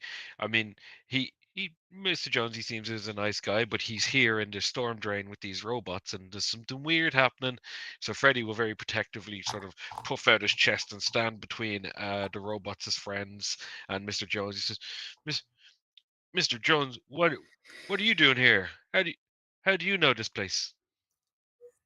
There's a very long pause from Mr. Jones before he kind of pinches his brow and kind of says, I work for the Loop. Freddie will look over his shoulders. The teachers are in on it too, guys. They know about the space lasers. Shadow government. You just see Mr. Jones kind of do a what? That's you already know. You don't need. Well, what do you do? What do you? But what are you doing here now, Mr. Jones? I work here. You work in a storm drain? Well, I they wo- don't pay teachers very much, Freddie. That's why they have to work double duty in storm drains. I ain't silly. I know why you're here in the loop, Mr. Jones. Why are you here in the storm drain? Because our perimeter was breached by unknown entities, and he glances at all of you. I ain't an entity. I'm Freddie. Yeah, it wasn't us. It was the robots. We The were just stuck in a robots- box. Right, the robots are supposed to be here. You three are not. I don't know what you're talking about. We Look. just woke up here. Yeah, we were prepping for the arcade tournament, and they were stealing a bunch of stuff, and we're in a box, and like, her dad's a lawyer. We could sue. You can't sue the government, but okay. I mean, I'm pretty sure that's wrong because old Mr. Hubbard got his foot run over by one of them like municipal trucks, and he got a fat payout. You just see Mr. Jones kind of suppress a small chuckle. Fair enough. Jen, You your can't. camera's off, by the way. Hold on. I know. I'm sorry. Waiting for a beat. It's all good. Speaking of, I should throw something into the chat. Hello, Summertime Santa. Sorry about that. It is all good. Camera's misbehaving on a regular, but that's fine. Mr. Jones kind of shakes his head. Come with me, we'll sort this out, and you can get back to whatever you were doing. Well, what we're trying to do is fix all of our arcade machines. Are you going to be able to fix all our arcade machines before the big tournament? I don't know when your tournament is, and that is not my job to fix your machines. Is it tonight or tomorrow? I have been told many times I get into a lot of trouble, Mr. Jones. I know this, and every time I get into trouble, I'm told it is my responsibility to fix it. So I think, after the lessons that you have tried to teach me in school, that if you broke our arcade machines, it is your responsibility to fix them. You just hear scratching on a notepad, and you feel a tap on your shoulder as a notepad is pushed into your face, Freddie. Freddie, look at the notepad. It says, Mr. Jones didn't break your machines, we did. Well, but you did it because his company, the people that he's working for with their space lasers, they asked you to do it. You wouldn't have done it otherwise, and that makes it his responsibility because you're only doing what you were told. And when the adults tell people what to do, they always say kids need to take responsibility for what they do, but when the adults ask the kids to do things and it goes wrong, they expect the kid to take responsibility, even though they're only doing what they were told. And that's what Mr. Jones is doing now. He made you do this, or the people from the loop, the government agents, they made you do it, and now they're not taking responsibility, and that's not right. You see Mr. Jones kind of lean forward. The robots destroyed your arcades? I wonder about that. Uh, It- where's Dr. Thor? He tilts his head. How do you know Dr. Thora? Heard her Oh, voice. she's a friend of my mom's. Yeah. Is she now? Enos shuts up. Uh-huh. Okay, follow me. We'll make a plan to fix the arcade, and I'll get Dr. Thora for you. Freddy will huff and cross his Can I arms get so like you a can follow. vibe check on this guy? Yeah, Is he- empathize. Are we gonna have to do full on like teenager murder? Of a lone math teacher in a store brain. To all the math teachers out there, we respect your profession, just so you know. Yeah, make an empathize roll, okay? Yeah, I let's- got fails. It's hard to read. This is not the Mr. Jones you know in school. This is Mr. Jones, the loop agent you're dealing with now, and he's hard to read.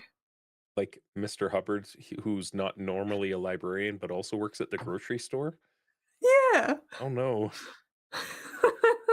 drastically different personalities. Freddy'd be very huffy about it, and he have his arms crossed the whole time, but he'll follow.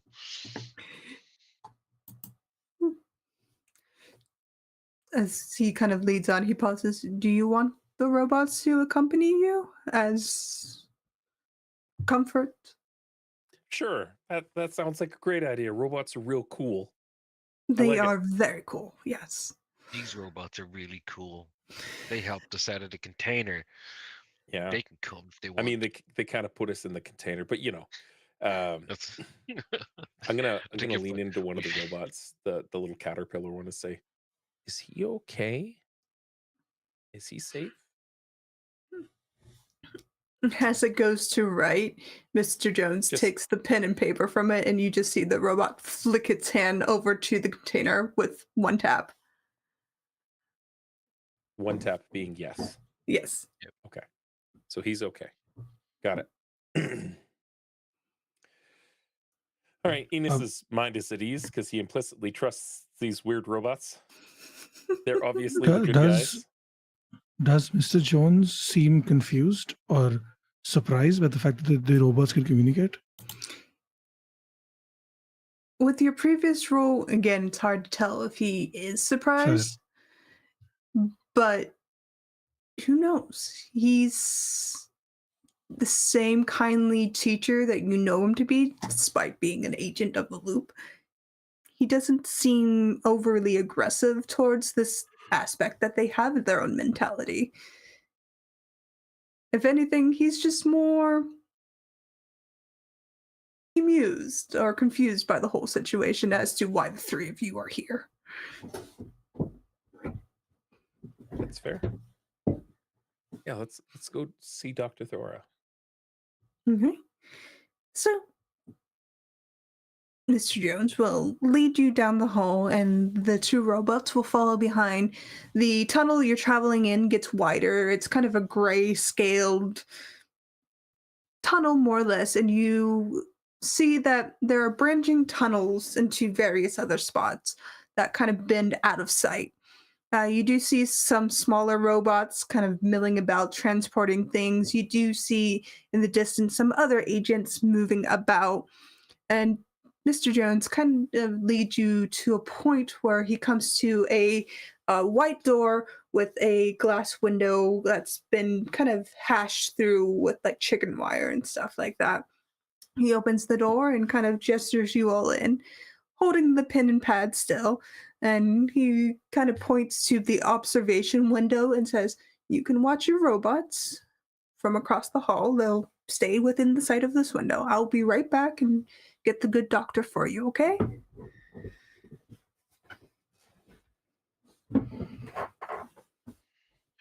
Sounds good, sir.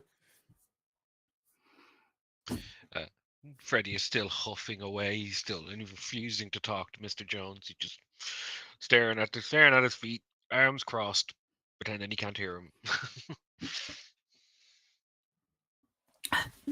Do you want any snacks or drinks? You're not in trouble. We just want to make sure everything's okay. That's all. Snacks, please. Okay. Any Enos is particular a ones? Teenage boy. Of course, 100%. The answer to that is yes. Yes. Any particular, just food. We got some monster snacks from across the way if you want some. They're Monster not real. snacks sound good. I don't know Yeah. what that is, but okay. Something Do you new. have chicken nuggets? We can get some, yeah. Oh, maybe some Yeah, okay. maybe some donuts would be okay. Oh yeah. Okay. Donuts, a Immediately put a piece. monster snacks, and chicken nuggets. I'll bring some sodas. How's that? That sounds lovely. Sure, Thank you, sir. Not a problem. As he gives you all a very nice smile, and the robots do settle on the other side of the hall, but still within view of the window that you can look out of. As he shuts the door, you all hear it lock as he leaves.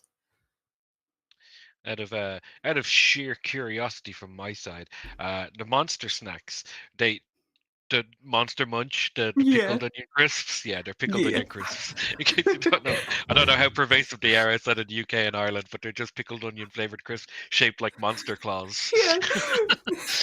They're called Monster Munch. Monster Munch. They're Monster Munch in Ireland. They might be monster snacks in the UK. No, they're the Monster Munch. I just didn't want to, tag them in too hard. But I enjoy them. I've never seen them before. They're nice if you had a good night out, let's just say that. They look like kind of like a pork rind sort of deal. More or less. Yeah, they're sort of a crunchy corn snack. They're just with pickled onion flavoring on them. They are shockingly delicious. They go on sale. They used to be on the shelves everywhere. They took them off for ages and they brought them back for Halloween. I'm blinded. Yeah, they've become a Halloween thing, but they're really very good. Apparently, on a quick Google search, it was the pickled onion version was voted champion of the World Cup of Crisps, which is now a thing that I know exists. Yeah. And there's a flaming hot flavor.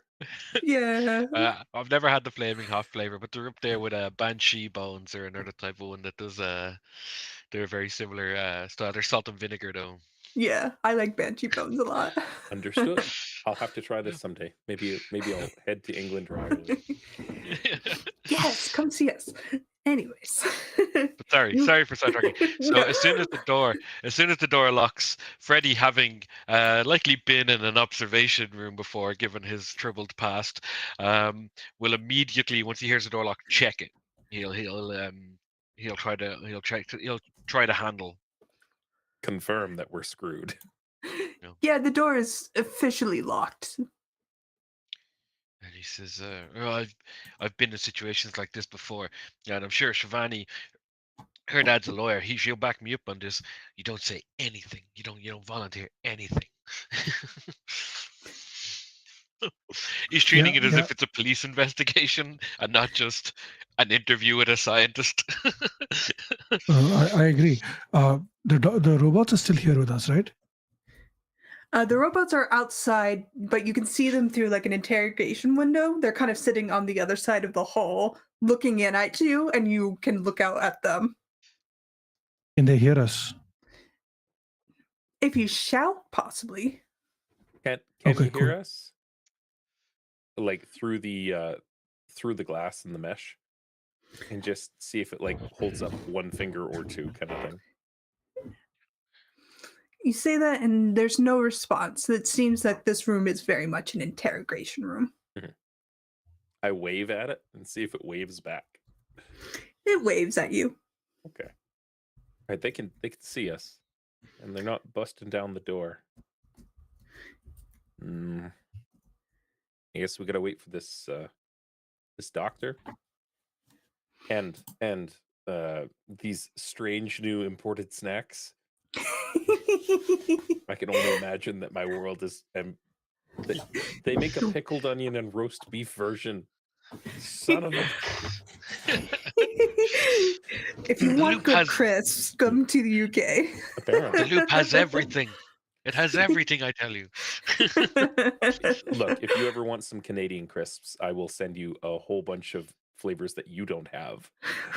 Oh yeah, there's one thing I've learned from traveling around to different countries is that we have very good quality crisps, but we only ever seem to stock 3 flavors: prawn Yeah. cocktail, salt and vinegar, cheese and Yeah. onion. If you want anything else, you got to leave the country. Tried and true 3 flavors. We do not venture beyond it. And if you want strange flavors that do not belong on crisps, you go to America. And if you want like good quality and tasty flavors that make sense, you go to Canada.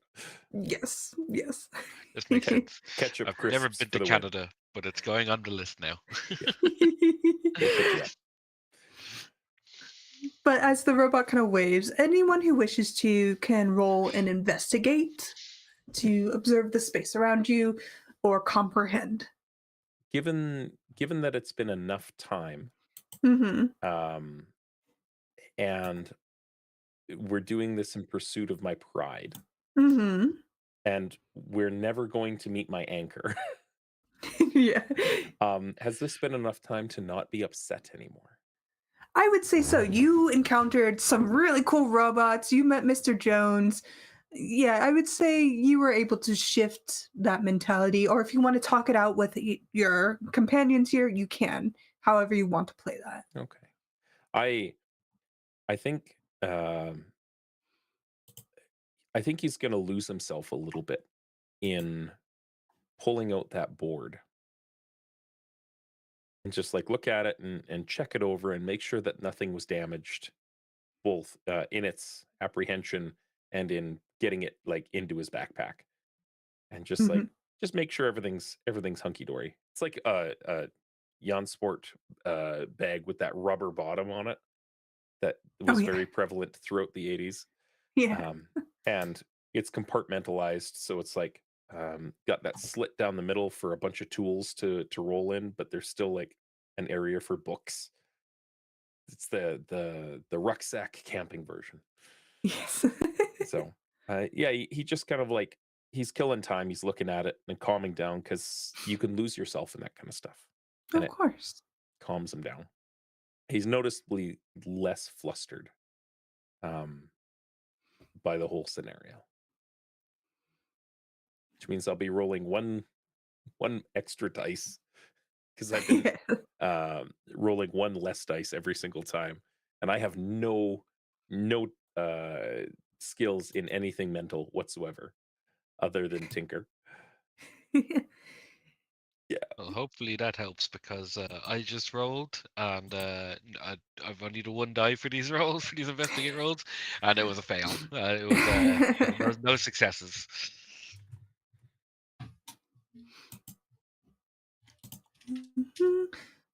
With your role, Shivani, you would note that there is not a hard lock on this door, but there is a kind of it's an 80s lock. It's a very simple lock. It's not a deadbolt. It's one that probably could be jimmied open.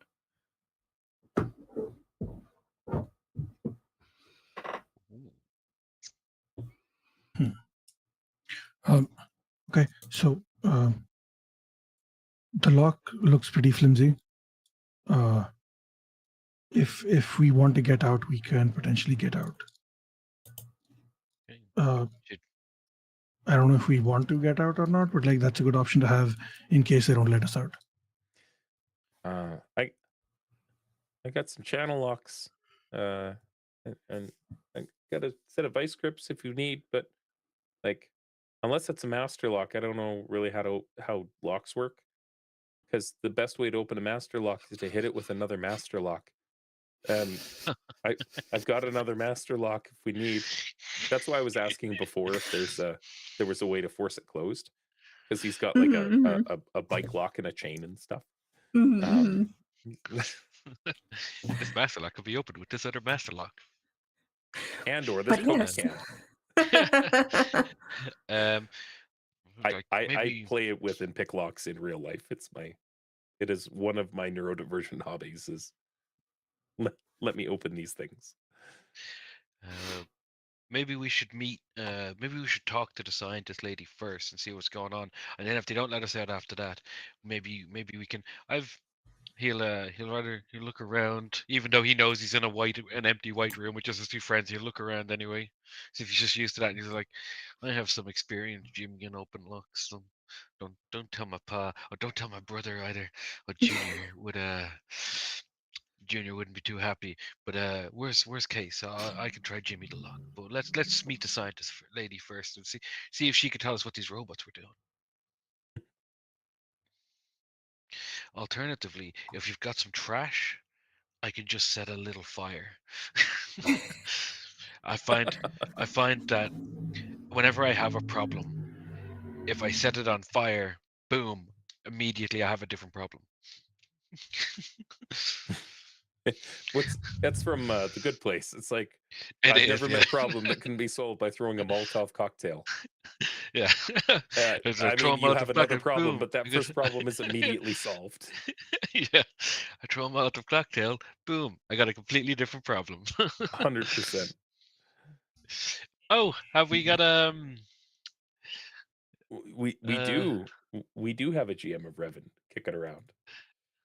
Uno momento, por favor. Hey, look at this. Look what I can do. I can throw our friend on screen with us. Here we go. Hi, Anne. We're locked in a room after chasing some robots. It's a good time. You're on stream, by the way. People could hear you if you unmuted. And we have a Jen back now too. I'm Right, really let's go. sorry. I missed like all of my alarms. I had like 10 alarms set up and I missed all of them. Oh, Not a worries. look. But let's get you introduced real quick. Who you are, your pronouns, and what character you're playing. hi, everybody. I'm so sorry. My name is Giama Revan. I just woke up and my pronouns are sleepy, she, her. And I am playing a character named Clover, who is a bookworm. So wherever we are right now, I think canonically speaking, they slipped away into a room and now they're hiding in a corner watching shenanigans go down. I like it. Yes, you do see, I would say, Clover, you would see 3 of your classmates from your high school and, surprisingly, your math teachers, Mr. Jones, leading 2 other robots down a hall, and your classmates are placed into the room. Mr. Jones has locked the door where the robots have settled on the other side of this large tunnel that you're kind of hiding in, and they are kind of across from each other. So your classmates are in a locked room, the robots are on the other side of the hall. You are not noticed yet, I would say that, but you also have the advantage of the space being empty minus the robots.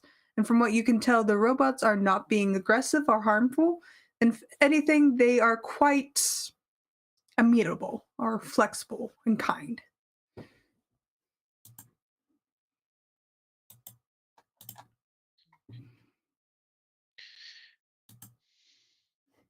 What would you like to do? They will creep out as they have been doing this whole time to follow the group. Well, the group's in a room. You cannot get to them. Oh, the robots are outside. Yeah. Yes. We are locked in a interrogation room by our math teacher. We don't like the math teacher, I guess. I mean, he hasn't been truly evil yet. He's just works for the shadow government and they're building space lasers, obviously. Yeah. Okay. At this point, Clover will be awesome and they will do something to throw a book, one of their many books that they have kept, off to one of the lockers and see if that'll cause a reaction. All right. There aren't any lockers. You are facing an interrogation room with a kind of see-through window. You are in a hall with 2 robots off to the side. If you want to throw your book at the door lock, you can do that. I would like to throw my book at the door lock and see what happens. Of course. Is your book about master locks? Because that might be efficient. Master locks are the best way to open another master lock. She got it from the public library the other day, but it's one of her trashy novels that she reads. Yeah, Off to make the me side. a force roll. Okay. To do that. Ooh. Okay, force. Okay. This is great. You want success. Oh, okay. Very good. As you throw your book against the door, it thumps and you see the door kind of rattle. And the rest of you hear this.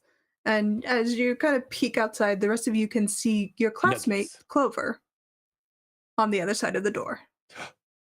Freddy, Clover works for the shadow government. I knew it. I always knew Clover had something to do with the space lasers. Wait, She was always really good in maths class, so that's why.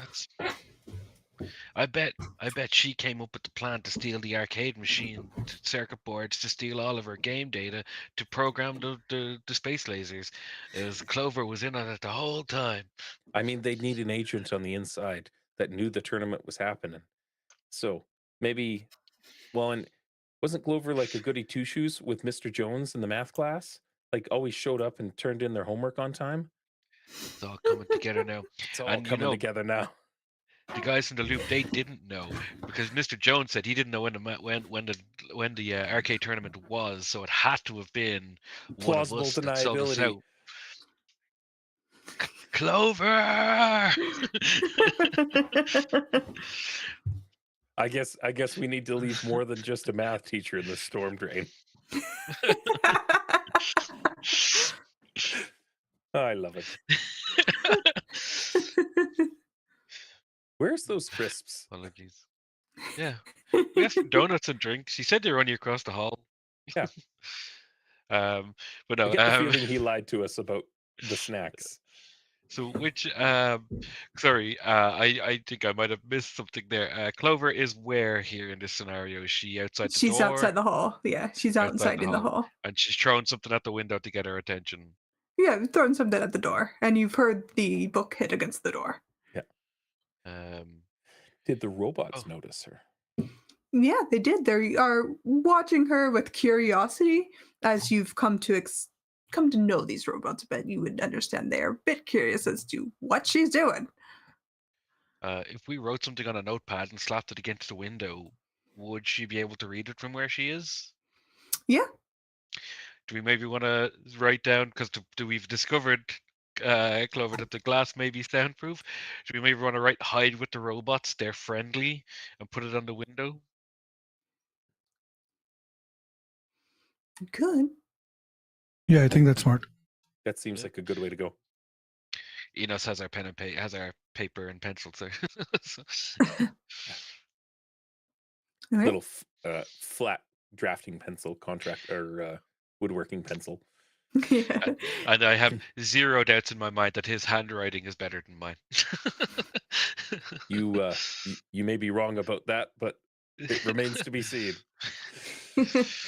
So you write this and kind of slap it against the window. And Clover, you can see this note being pressed against the window.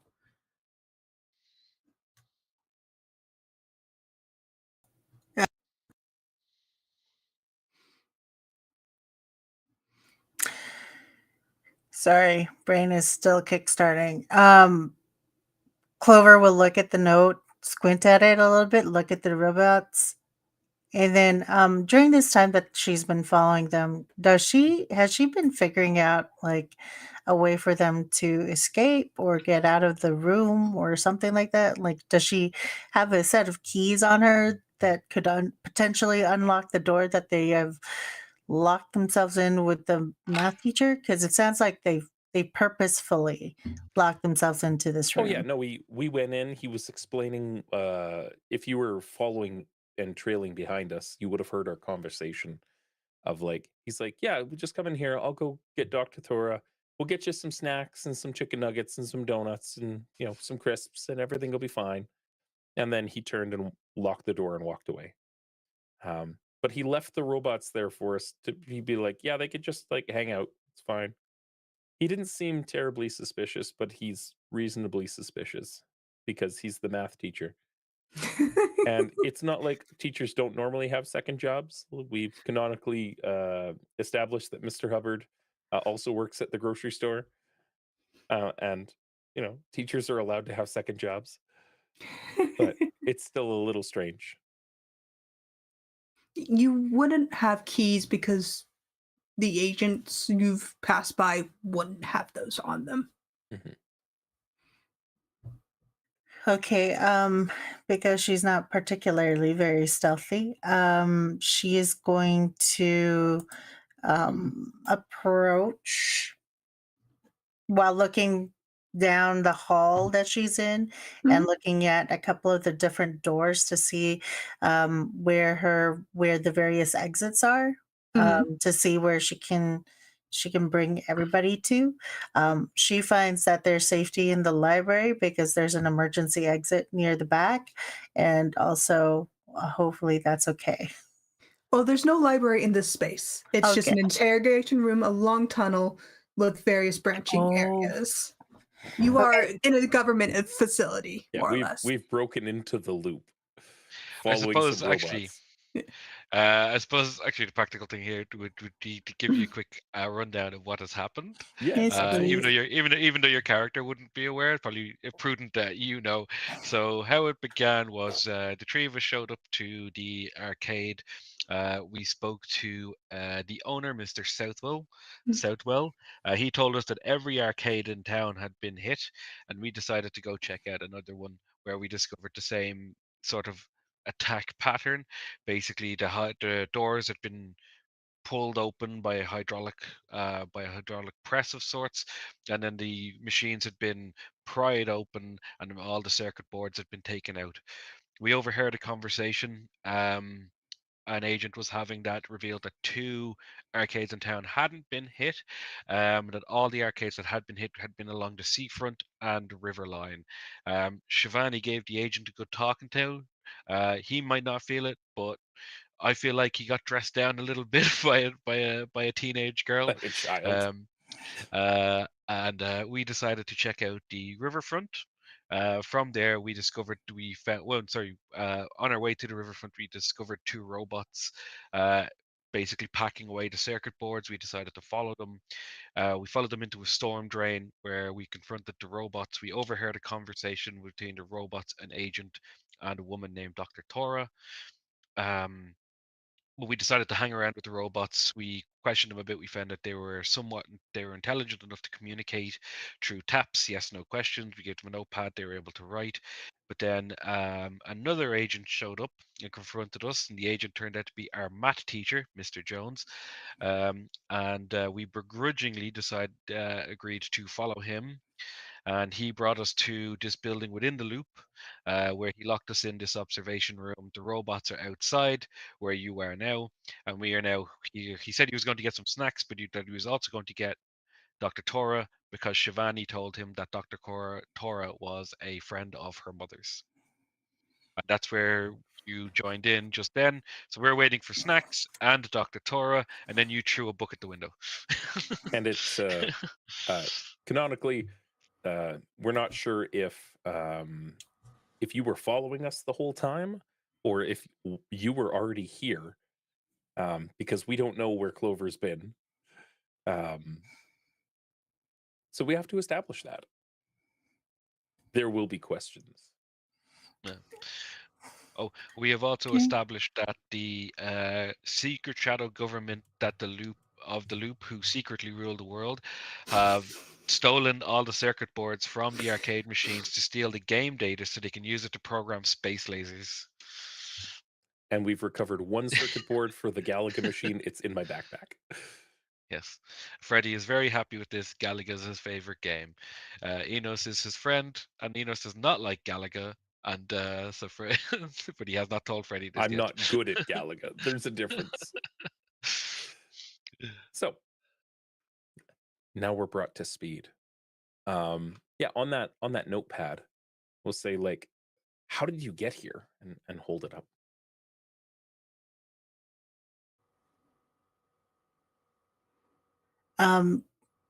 She doesn't have the luxury of pen and paper, even though she's got multiple books, mostly the math book and science book that she's been carrying around since school. And okay, yeah, so she does have a notebook. Yeah. She's gonna take out her iPad because who cares for notebooks? She 80s. keeps every. Oh, We're in the 80s. damn it! 80s. She will take out a notebook and a marker that they have, flip open to a fresh page and goes, I followed you, and then hold it up. Ah, smart. And you Oh, won't so be she's able to hear definitely us an agent speaking. then, right? Yeah. She's I been mean- following us this entire time, and we didn't even notice. That's how Mr. Jones found us. That's true. That could be the case. Or we were just really preoccupied. I mean, both of those things might be true. I know like Clover's helped me with homework before, and they didn't seem like a government space laser agent. I'm not ruling anything out yet, because I mean it could definitely be true. But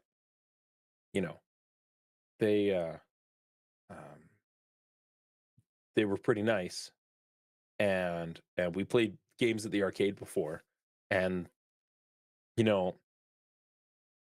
it kind of makes sense that they would have been at the arcade looking to prep for the tournament too. Huh. Maybe they're not a shadow agent of the government. Maybe they're just like trying to help. I don't know. We'll see. Oh. We'll see.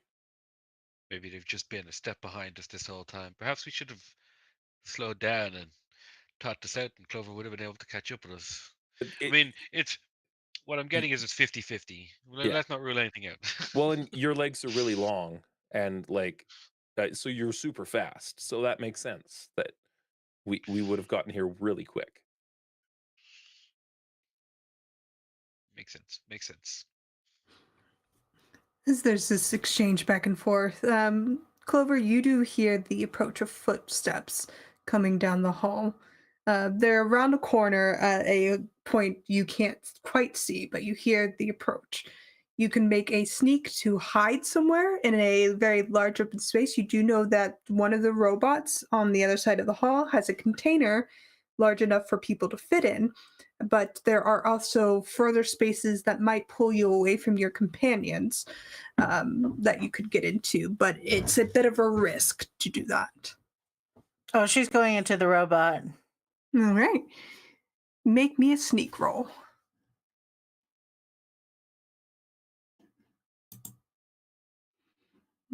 Call out your successes or failures.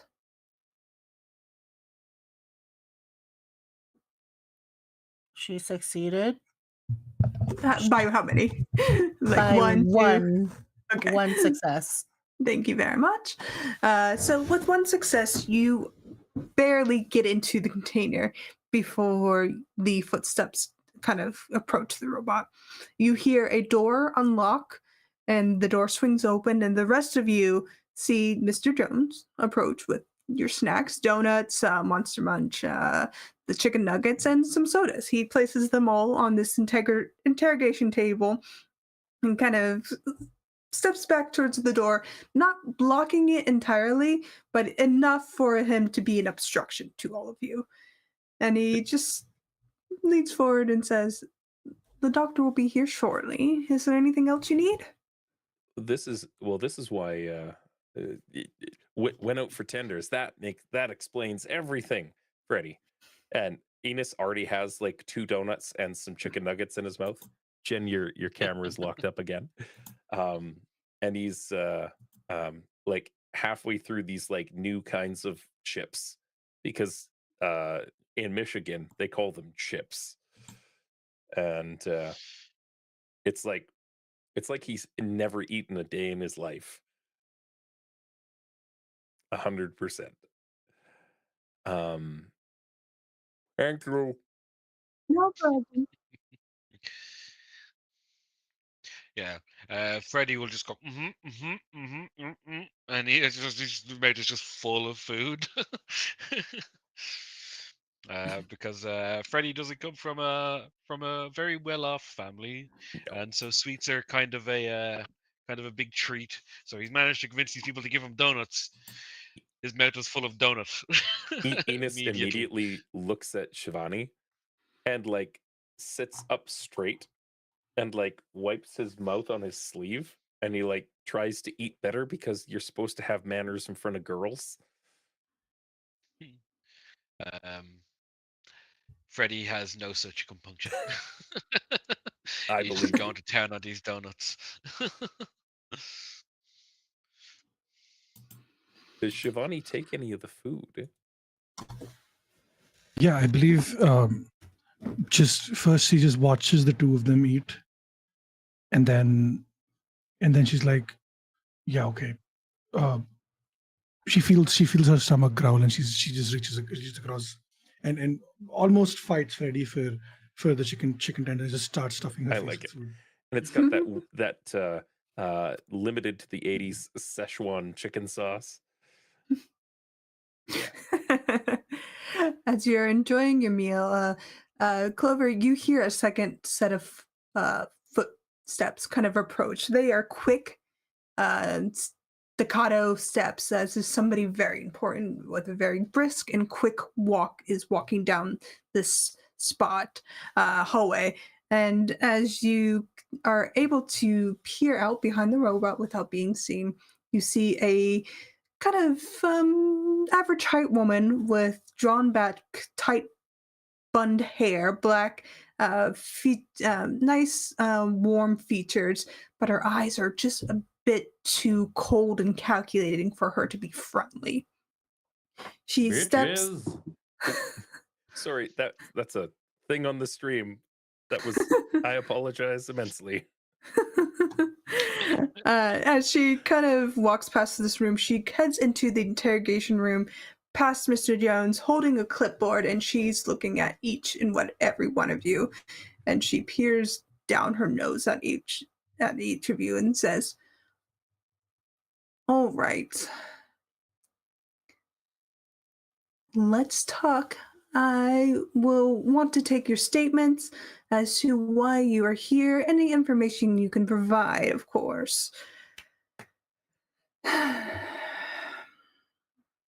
Right, please have a seat. As she snaps her fingers, and 2 more chairs are brought in by what seems to be smaller helper robots for each of you to sit down. And she takes a seat, lays down her folder and pads and paper, and she's very orderly, in charge sort of woman. And Mr. Jones kind of gives her a nervous look just for a moment as he stands by the door. It's still open, but he's folded his arms across his chest, leaning against the wall behind him.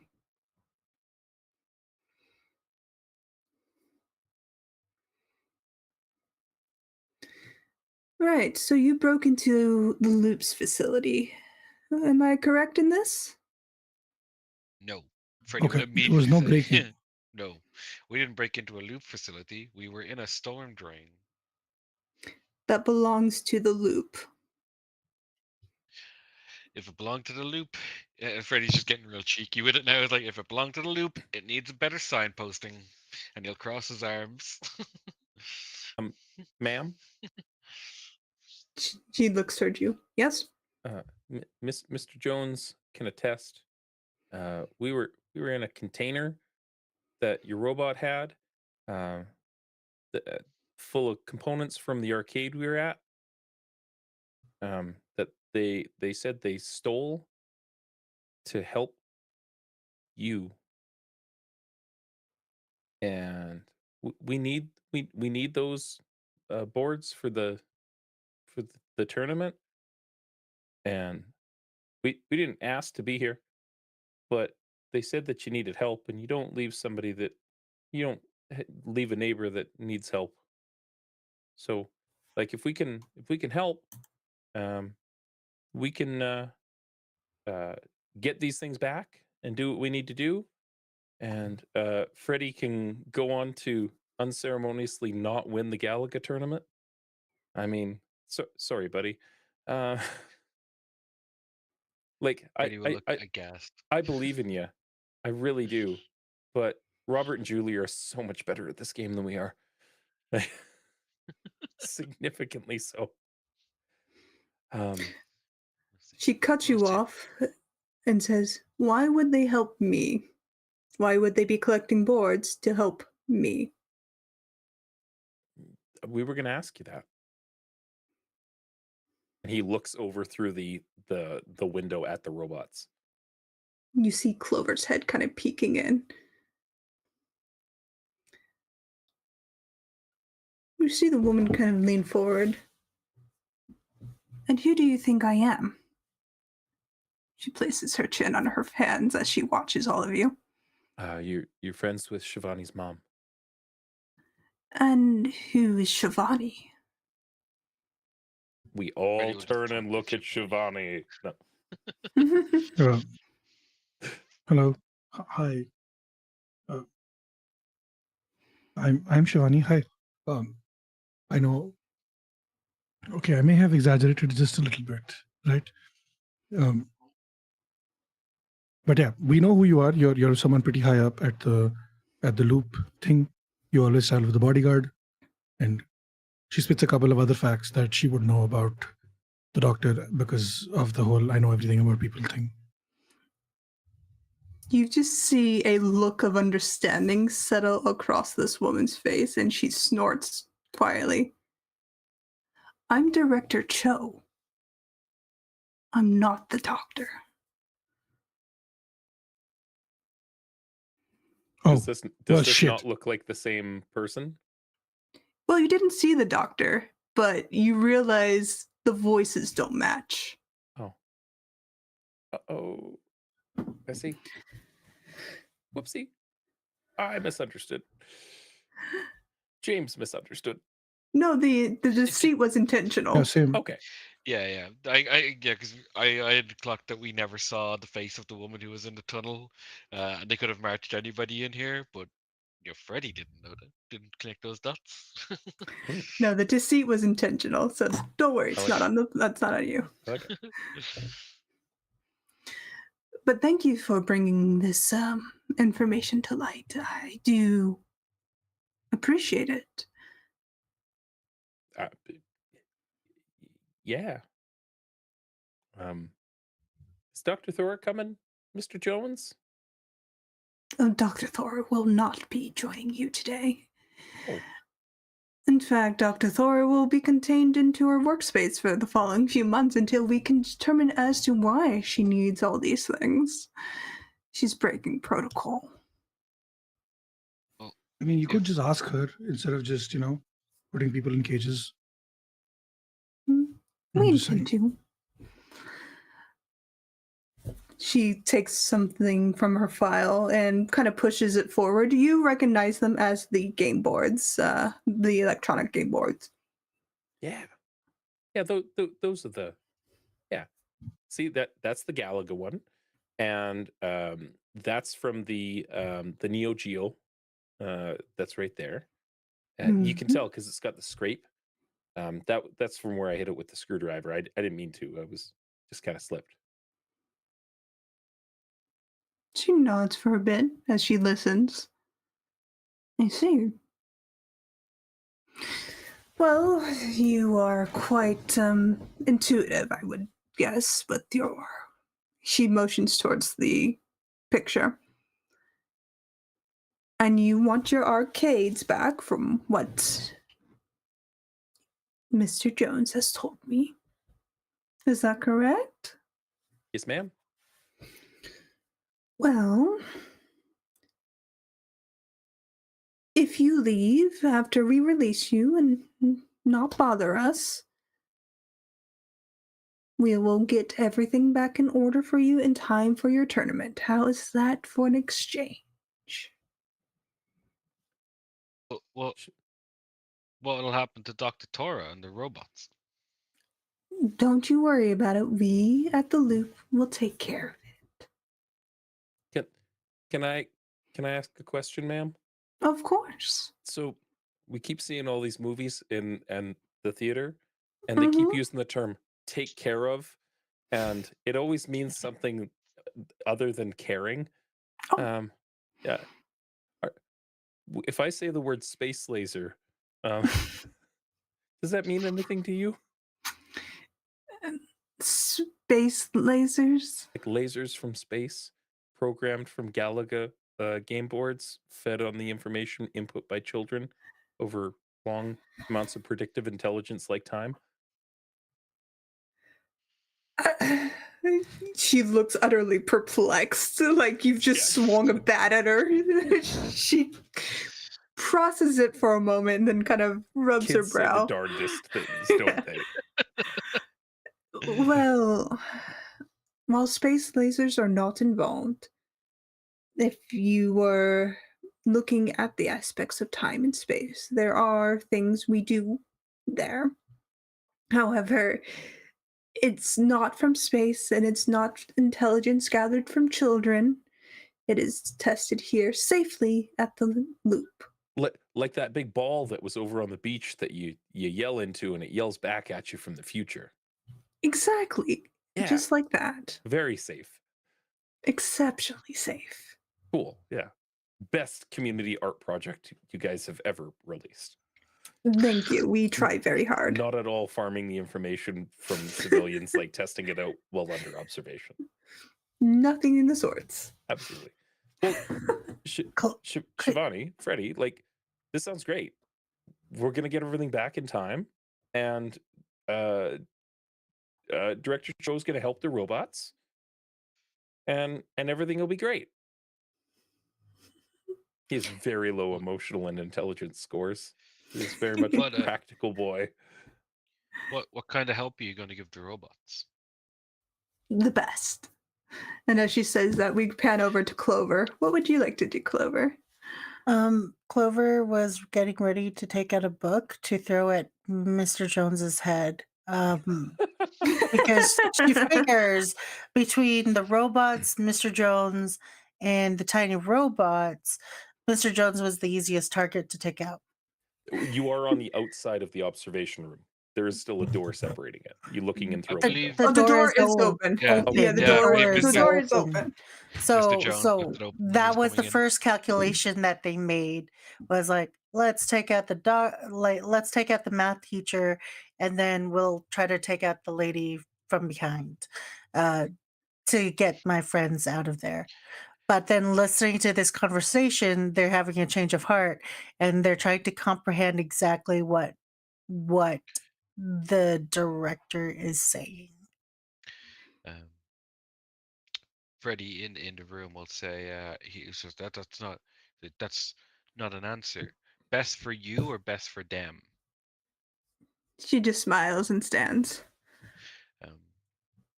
Freddie is low intelligence but all heart and brawn, and he'll stand up quickly, he'll topple his chair, and he'll say, "No, best for you or best for them? They're smart. They deserve a chance." Director Cho kind of gives you a steady look, Freddie. Steady Freddie. And says, "We will do what is right for the Loop, regardless of how intelligent these robots have become. The Loop is first." My pal always tells me that what's right for the Loop isn't right for everybody. That you people in here, you make decisions for the Loop, but it's only ever what's best for you. I don't believe you're going to help those robots. Her eyes narrow, and Mr. Jones kind of leaned forward. "Clover, If you wish, you can provide distraction. Freddy, you can make a body roll if you want to push the table or confront Dr. Cho to either escape or to confront her. Freddy would like to roll a body check to flip the table. He is again all heart and brawn, so his goal here is pure intimidation and startling. He's not going to flip it at anybody. He doesn't want to hurt them. He just wants to cause a little bit of chaos as a distraction. So you're doing the Magic the Gathering nerd thing of like, Yeah. This is how I end the game. I will say, Freddy's pride. This might be a fairly large table. I don't know, but Freddy's pride is that I'm strong for my age, and I was wondering if I could utilize that here in the flipping of the table. Just a startling display of strength from a 12-year-old. Yeah, by all means. And you get a bonus dice if Clover wishes to help you with this. From outside, Clover will put down the book that she was aiming for like she was struggling to get it out anyway because it was the math textbook. She was gonna clobber Mr. Jones with and realize I'm inside a robot. There's a robot behind me and it's carrying me. And then there's another one beside it about the same size. They're going to tap the robot and be like, help, keep the door open. Okay, roll an empath roll, and Freddy, you'll get a +1 to your die, or an extra die to make your strength roll, and we'll get silly with this. with the redemption of channel points, Freddy gets an extra bonus die for charity. Oh, yeah, so you get 2 bonus dies on top of this. Yeah. Oh, excellent. I'll roll another one. Oh, this is all my luck was saved for this one roll. That is 5 successes. 5 success. Oh, that's so you One super success. succeed. It's 1 success. Yeah. So 6 successes in all of this. Super success. I love it. So Yeah. Well, that was 5 successes across 10 dice. hey, half is still good.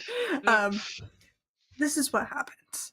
Freddy, you are angry because you've seen enough movies to know the best is not going to happen for these robots.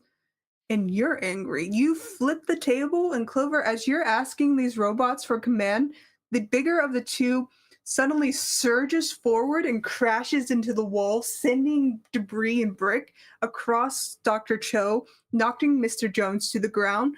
The table flips over on Dr. Cho, leaving a wide space for all 3 of you, the 2 robots, and Clover to run. I like it. Cheese it. Yeah, Freddy will yell, "Run!" And on the way out the door to grab the robots, he'll say to the robots, "You have to get out of here. They're not going to help." And Jen, the stream is frozen on a very, very unfortunate picture of you. I'm sorry. I don't know why it hates your camera so much today. I really don't. There we go. For posterity's sake, just so we have a good memory of this, I'm just gonna share a screenshot of what it actually locked on in our chat later. It is truly unfortunate. There you go. There we go. But you are running, correct? Well, Freddy will pause just outside the door with the robot, and he'll look through all the corridors, and he'll say, "They said they were going to help the doctor too." And he'll sort of agonize for a second, and he'll be thinking out loud. He say, "We should help the doctor too, because they're not going to help the doctor the way they're not going to help the robots." But I don't know where the doctor's office is. Let's And he'll turn to the robot, and he'll say, "Do you know where the doctor's office is?" There's a Lock quick the tap door. from the small. Well, you can't lock the door. The robot has smashed the wall to the point where there is no door. Okay. Yeah. Mm. But the What- adults are on the ground, unable to get up at the moment. That's fair. Yeah. We could go real dark with this, but it's like talk to the small robot. where's the take us to the doctor's workspace? They said she was confined in her workspace. So, as Clover, you feel the larger robot start to get up. Do you want to get out of your container? No, because she's sitting in a free ride. Jen, you're locked up again, by the way. This is fair. And he'll say, "All right, Clover, you stay in there. Just you'll be our surprise if something happens." That's right. From the container, Clover's like, I've got my math textbook ready. I can throw at them, no problem. I As far as pick I'm up the concerned, that's. Sorry, you go, James. I pick up the book that you threw at the door before as the distraction. Be like, reload.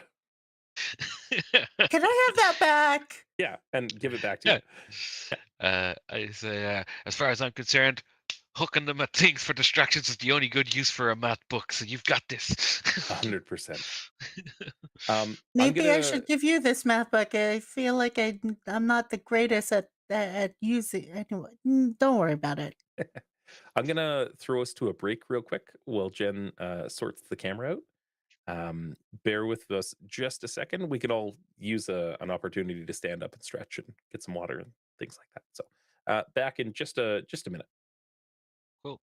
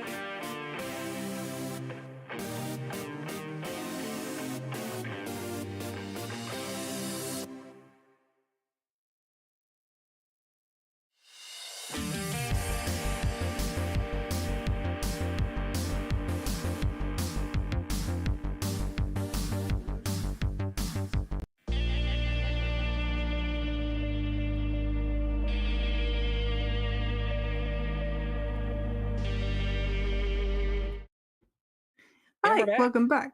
Yeah, thank you. Sorry about that. Technology is great when it works. All right, let's get back into it. So you are running, Clover staying on the robot, you are running, and the robot has been asked to lead to Dr. Thora, if I recall correctly. Cool. Correct. Yeah. Mundo. All right. Are you sneaking or are you running? There are adults behind us that There are are incapacitated in Yes. that area. Are they Yes. incapacitated they've been knocked unconscious by a wall hitting them? Or were they knocked to the ground? Because that determines how fast we got to cheese it. I would say, unless you want to make a roll for it, you will not be able to determine it at a quick glance. It's more of you have to. Literally just, are they moving? One is, and it's Mr. Jones. Okay. Let's we're following robots going through a hallway. Mhm. We're not going to be stealthy about this. So let's be as quick as possible. Is Okay. my intention. What do you guys Sounds think? good.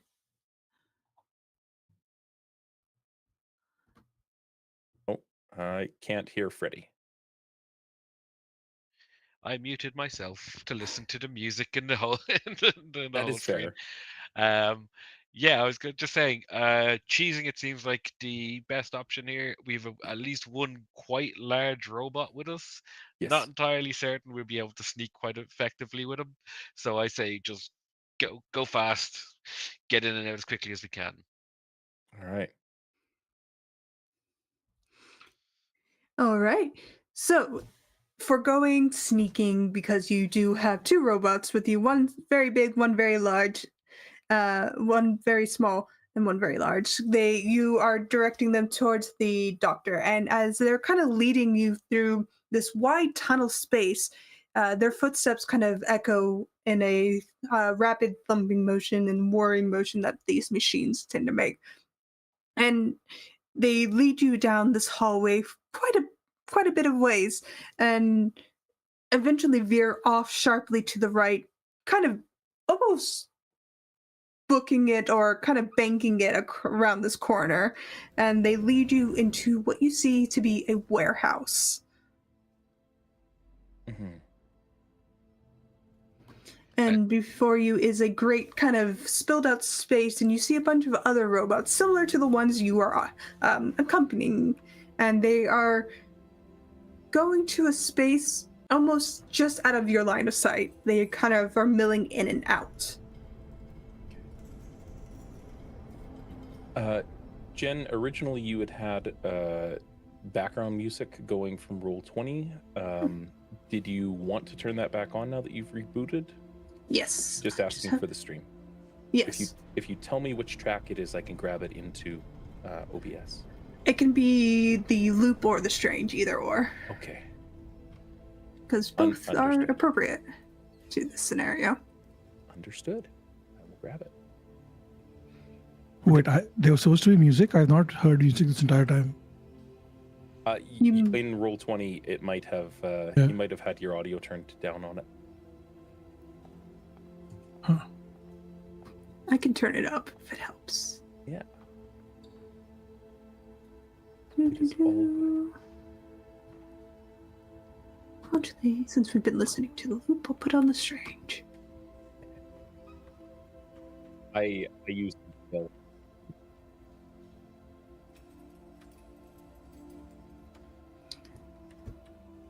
But what would you like to do in this warehouse space? You do see similar robots. They are milling in and out of space that is beyond your line of sight, but they are carrying similar electronic boards. At least the smaller ones are. The bigger ones seem to be helping. Freddy will tap the little robot. Just give it a little nudge. Not just it. He doesn't know if it understands human gestures, but he'll give it a tap to get its attention. I say, "Where to next? Where to next? You guys know this place better than we do. Show us where to go." As you tap it, there's almost a processing thought to it for as far as you can comprehend as a child. Maybe it's your projection of a robot having emotions or able to mimic emotions, but you just see it kind of think through the question, and then you hear a series of broken, jittering syllables strung together from somewhere inside of it, and it says, "Please follow." Ah, little guy could speak. And Freddy will take off after it. Absolutely. Let's go. All right. They You're haven't let us following run after- before, so. They have not. They've been very helpful to you. Little helpful robots. But they will lead you through this warehouse, enormous warehouse space, and you do see strange artifacts kind of stored off to the side in racks. Objects you're not familiar with, some objects you are very familiar with. You see them in everyday life, mostly hand scanners, quality of life things that are being put out and tested into the town. You might even have a few of these things. They are what looks to be the slimmer version of the television sets that are being new, larger, if anything. The kind of loose handheld phones that are starting to be integrated into the world, and what you see is to be a computer, at least what you think is a computer. It's a bit too thin and flat to be those big bulky ones. Hey, Freddy, look at this. It's one of those digital ID things where you don't have to carry a driver's license or like your grocery card or anything. It's just got all of your ID in one digital space, and it's just like this like little box or something. I don't know. Yeah. Quick ID, so they could just like scan you and boop you from a distance. They don't have to stop you and ask for your driver's license. Freddy Shadow will government, cross- I tell you, man. Yeah, Freddy will cross his arms and be like, "This is some shadow government nonsense. My pa Ryan warned me about this. You know that they're sooner or later they're going to be able to track everything that we do. We won't even know it. Yeah. Don't like this one bit." And look over there. That's like one of those things that we saw in Tales from the Weird, where you put like the little pill inside the toaster oven and it makes a whole chicken instantaneously, and it's probably just actually a toaster oven like off in a break area. It's a weird, standardized man. toast oven. Yeah. Standard army issue toaster oven. Me and my pa have talked about those too, and actually we're kind of okay with those. That actually seems Yeah, very like convenient. that seems pretty. Can you imagine pizza bagels anytime that you want pizza bagels? Oh man. Yeah, and you could store hundreds of them in a regular press because they're only this big at first, and then you pop Yeah, them in the secret microwave. It's just a Boom. tablet bottle. All It's dinner. great. This is one of the better inventions of the shadow government. Myself, Yeah, Pal, I and mean- Junior have talked about this extensively. Pros and cons. Yeah. As you're geeking out over this, the robots have slowed, and Clover, you can see from your height of vantage, and Shivani, that would you say you're more upfront with the robots, Shivani, as well? Yeah. All right, so Shivani and Clover, you are able to see where these robots are going as the lads are kind of geeking out over the tech of a toaster oven and ready-made bagel bites.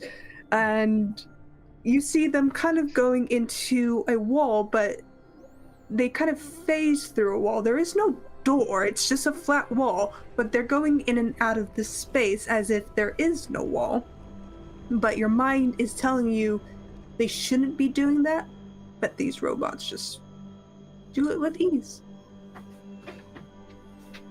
You and Clover both see this. There's one side, Clover and Shivani are looking at an actual holographic wall. Meanwhile, the two guys are like, "Oh my god, a toaster!" Do you have any idea what this could be? And there's like actual sci-fi technology behind them. And they're like, "The toaster is magic." Clover is going to yell at Shivani, "Can you tell the boys to come over this way?" But come on. Hey, Bozos. Look at this. This is also really cool. Whoa! It's like Star Trek stuff. Is that the time? It's around. Yes, it like, is. Yeah, yeah. Yeah, Like, it's like, oh my god, it is like Star Trek stuff. I and he'll put his hand against the wall to see if it goes through. And if it does, he'll be like, oh, and he'll do it like 3 more times. And you're like, the shadow government are hiding buildings in plain sight. They can make them look like anything now. You do this a couple times, and both robots look at you for a moment before you just hear, from beyond the space you can't see, a voice call out to you saying, "Please stop that. I do not have the processing power for you to keep doing that." As you see a woman step out, the voice of Dr. Thora is met with a strange looking woman, almost bird-like in features. Her hair is made up of a feather consistency.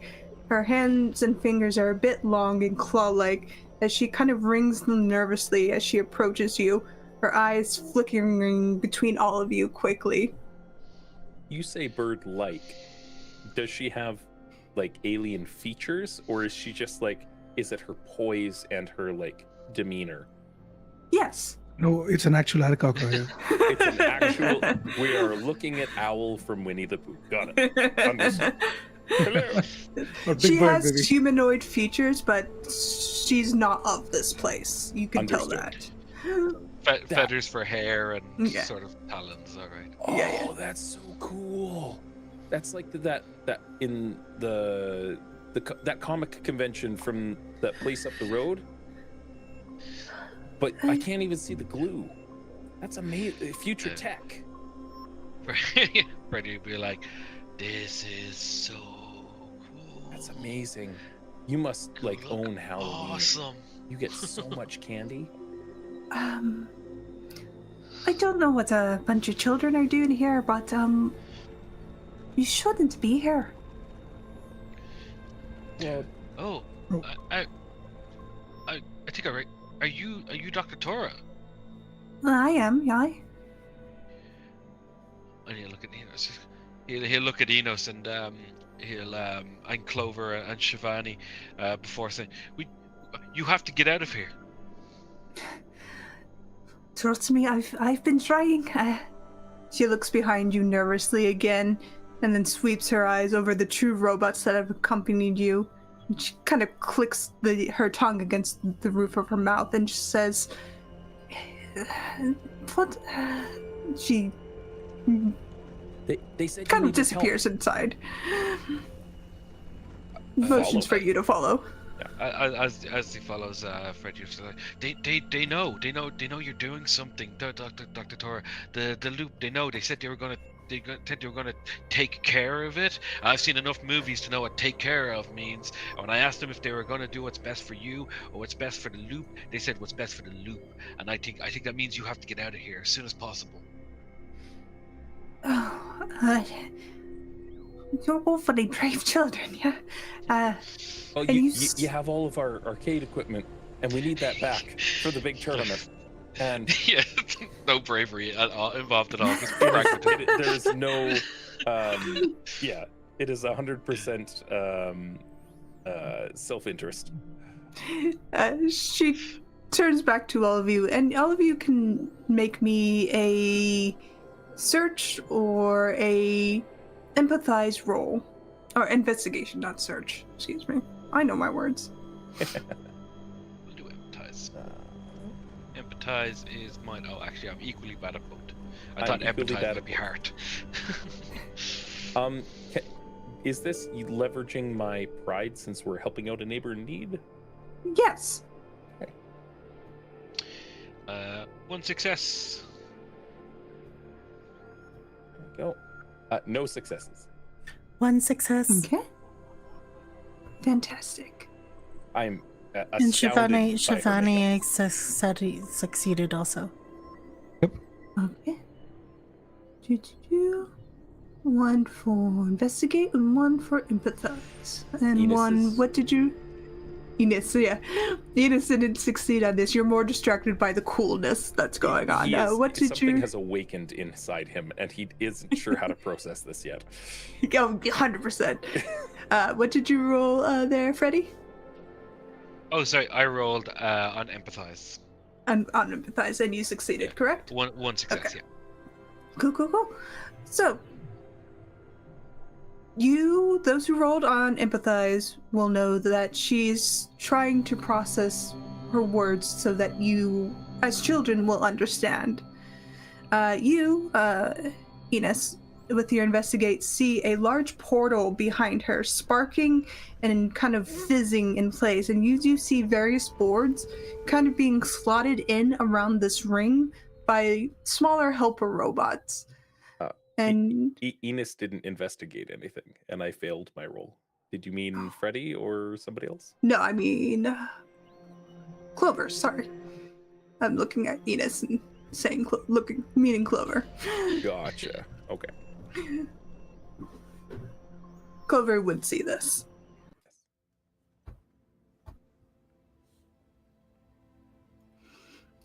The doctor kind of folds her hands across her chest and kind of tightens her grip on her arms in a nervous manner before she sits down heavily in a chair.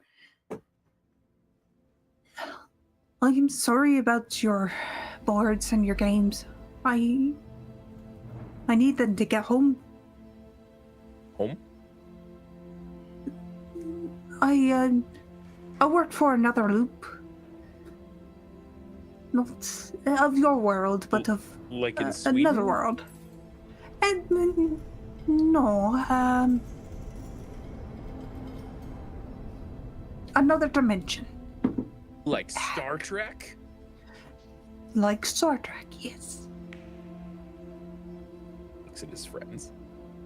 It's like, does that mean you're a space alien? It would be really cool if you were a space alien, like in Star Trek.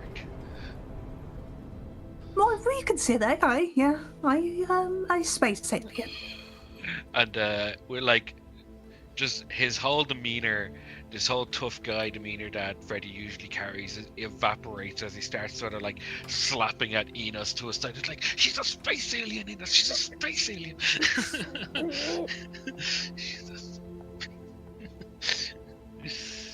I am ultimately down for this. What do you need? How can we help? What is it that you need to get home? Again, I am sorry for wrecking your arcades, but your game boards actually power what I need to get home. I knew it. Suspected it the whole time. She actually did. We thought it was the Shadow Government. I mean, yeah. 100%. You never fuck, I can't think of words. You never discount technology. Technology takes you places. It took us to the fucking moon. Oh Yeah. Sorry. That's true. Well, now I it's mean, gonna our take. tech is so advanced. We just went to the moon a couple of years ago. It was great. Well, we can't take us to the moon, but we can help take Dr. Tova back to space, and that's gonna be way better than winning any arcade tournament. I mean, that remains to be seen. Those are some pretty spiffy arcade tournaments. But how can we help? We don't have a whole lot of time. She kind of glances behind you real quick. I just need one more game board, actually. One for the top. She stands and points to the top of this portal. But we've collected everything. We are... Freddy, He looks Freddy's very like, lost. Enos, they only need one more. Do you know what we have? So, Enos reaches into his backpack and he pulls out the Galaga board. So I'm not gonna mince words. These capacitors are the best that Radio Shack had to offer. So I don't think that they're gonna hold up terribly well on anything that sends you back to another dimension. And they're closed on the weekend. So even if we could, we can't put any more. I can't fix any of this stuff before the tournament. And they won't do it next weekend because it's like the Macy's parade, and that's just straight out. Like the town wouldn't allow it. You sure about this, buddy? And he hands the board over to Freddy. Freddy will take the board, and he will agonize over the decision between arcade tournament or helping Doctor for a moment. But he says, "Yeah, I'm sure. You like Right. to help people, and you're a good person, and so I trust this is the right thing. And also, we get that we could. I don't know if anyone will believe us, but we get to help a space alien get home, and that's way better. That's and he'll two-handed grip on the board. He'll hand it off to Dr. Tora and say, it's far more important that you get home. I don't know that anybody'd believe us if we didn't say anything. I'm gonna tell everybody anyway. I'm gonna tell Pa. I'm gonna tell Junior. I'm gonna tell Ma. I'm gonna tell the whole family. I'm gonna tell everybody in school. I don't care if they believe me. I know it's happened, and you will all know it happened. It's true. She takes the board and smiles. Can I ask you one more thing? And you can say no. Sure. I need you to just stall the agents that'll be coming. Can you do that? I think so. We can certainly try. I'll need one of you. She points over to a computer. Do you input this series? She holds out a piece of paper to whoever wants to take it. Clover will jump out of the robot and I got this. Oh, thank you. Good. I'm good at physically fixing stuff, but computers are weird. I think keyboards are magic, and I don't want to go near them. Can I? You said that there's a series of like computer equipment kicking around in here, right? Mm-hmm. I want to like reach over to a terminal that's specifically not being used for any of this stuff. Mm-hmm. Because I built and fixed computers in the 80s and 90s, and I know how much steel is in those keyboards. Mm-hmm. And I go over to like a cubicle and I grab two of these super heavy Lenovo, like IBM keyboards with the big curly power adapter or PS2 plugs for them. Serial at the time. And I hand one to Freddy and I take another one and like wielding a skateboard. Like the two small town boys stand ready. Can I ask? I know you're in a hurry, but I think it will serve as proof of what we've done. If it's not too much trouble, and if it's not an inappropriate question to ask, could I have a feather? Just to prove that I helped the space alien get home. She pauses and gives you a look, but reaches up to her head and pulls out a feather and hands it to you. Freddy's just like open-mouthed looking at it. And he like looks at everybody else, keyboard in hand, feather in the other. Like, guys, this is so much better than any arcade tournament.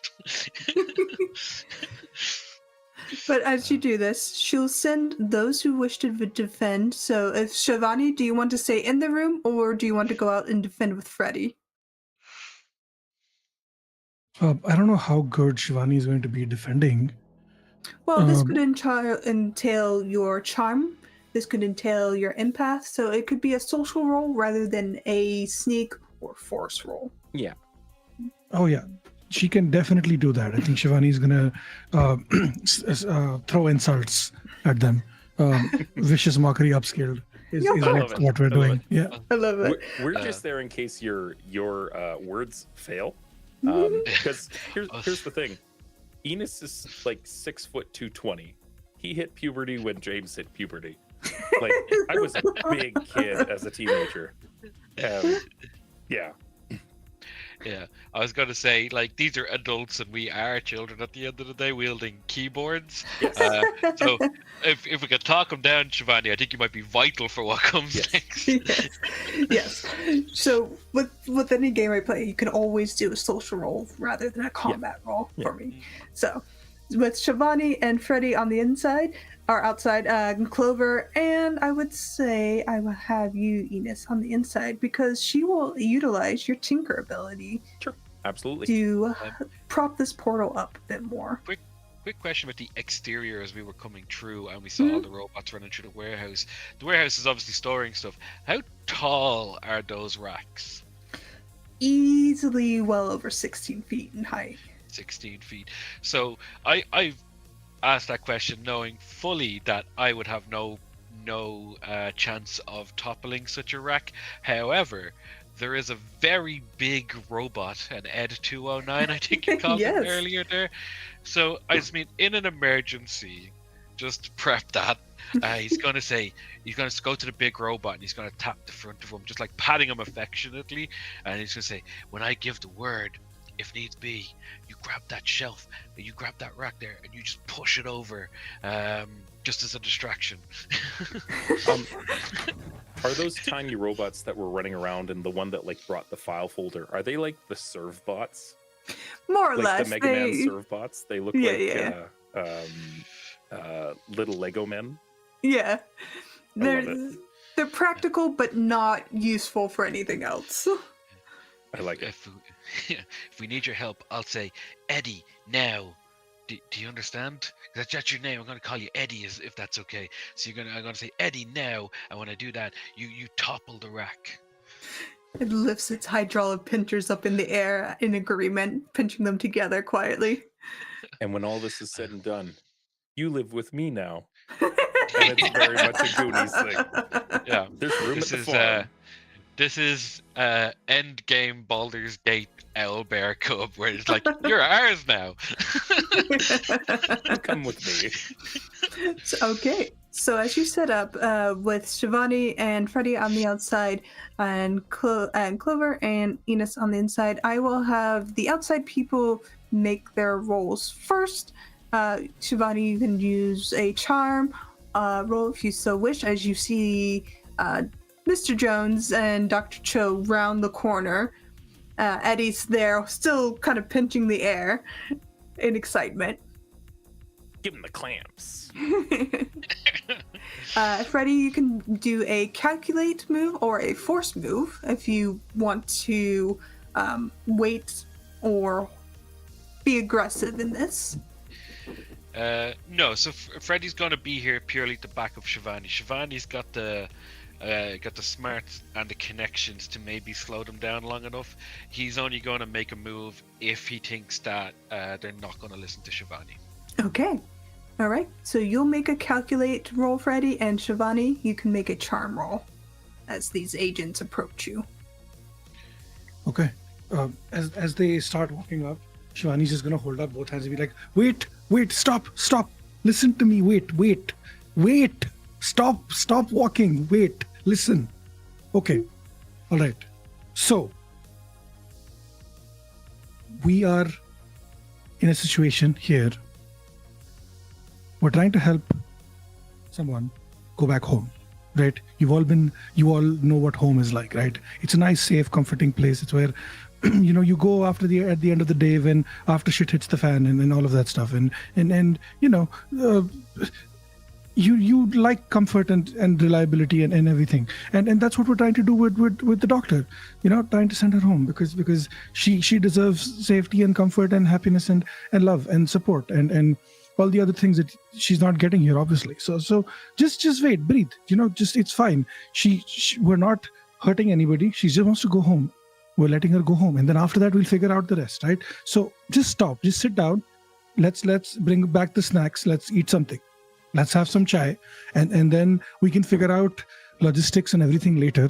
And just send her. Just let her go home. It's fine. It's fine. Just don't worry about it. And watch the dice fuck me so hard. I would say you can have a +1 to that because that was really. I found it really charming. Yeah. Okay. That's a zero. Are you kidding me? Could you You can burn a luck Uh, point to re-roll that. yeah. Wait, Look- I rolled the wrong sheet. Oh no. Oh, you rolled. I rolled from the wrong. That's I. I was like, wait, where did all my bonuses go? My bad. Sorry. And you do still have a luck point if you want to re-roll it. Hey, it's 3 successes. I'm good. Okay, All right, yeah. with the +1 on top of that, which makes it a 4. Well done. Yeah, I would also say because you got that bonus dice with a +4, you notice that Mr. Jones is eyeing Director Cho, and there is a nonverbal conflict between them. I would think you would assess that they don't agree on something in this moment. And Director Cho kind of steps forward past Mr. Jones and says, "She is beneficial to the loop. You understand that, right?" Maybe, sure, but people have lives, and they're allowed to be people outside of the loop. The loop is not. This should not be the see all, end all, be all. You know, like you should be allowed to think whatever you want outside of whatever the loop demands of you. And I know it doesn't work that way right now, but you can spark change. You can spark change from the inside. And she looks towards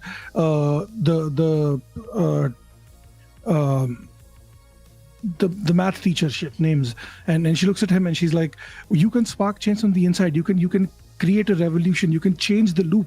You can change how the loop operates, and you could be the first of anyone who changes the loop, and the loop is not looping anymore, and it's just a pool, because that's the opposite of a loop. And then we can go into a pool and we can take a swim, so I love this. I love this so much. As you're rambling about this, Freddie, make me an empathize or a calculate roll. I am equally terrible at both. While that's happening, Steve, I have a question for you. Yep. Have you ever seen any of the Tales from the Loop media, like the series or the books? no, I have played it a couple That's of made it times. so but much no. better. That is amazing. I love it. No successes on that, unfortunately. No problem. Roll me another charm, Shivani. Oh, When the loop becomes the swamp, everything goes to... It's bad. I love it. that's 1 success. All right. Something seems to click with Mr. Jones as you're talking about this. Shifting onto the inside, you, Enos, and you, Clover, are doing what the good doctor has asked of you. She is directing you on a series of things. I will need you, Clover, to make me a calculus roll, and you, Enos, make me a tinkering roll, as you are directed on how to work the portal. Clover, you are at a computer inputting a series of numbers in sequence. Understood.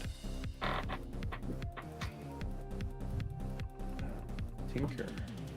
Can I... am I using my iconic tool bag for this? You can, yes. Okay. I will add a +2. Yes, then. All right. Could I add a luck to my roll? Because I had a 1 success with tech, but I got a 3 on calculate. Sure. That's 0 successes with 9 dice. I'm going to burn a luck to reroll. That's fine, yeah.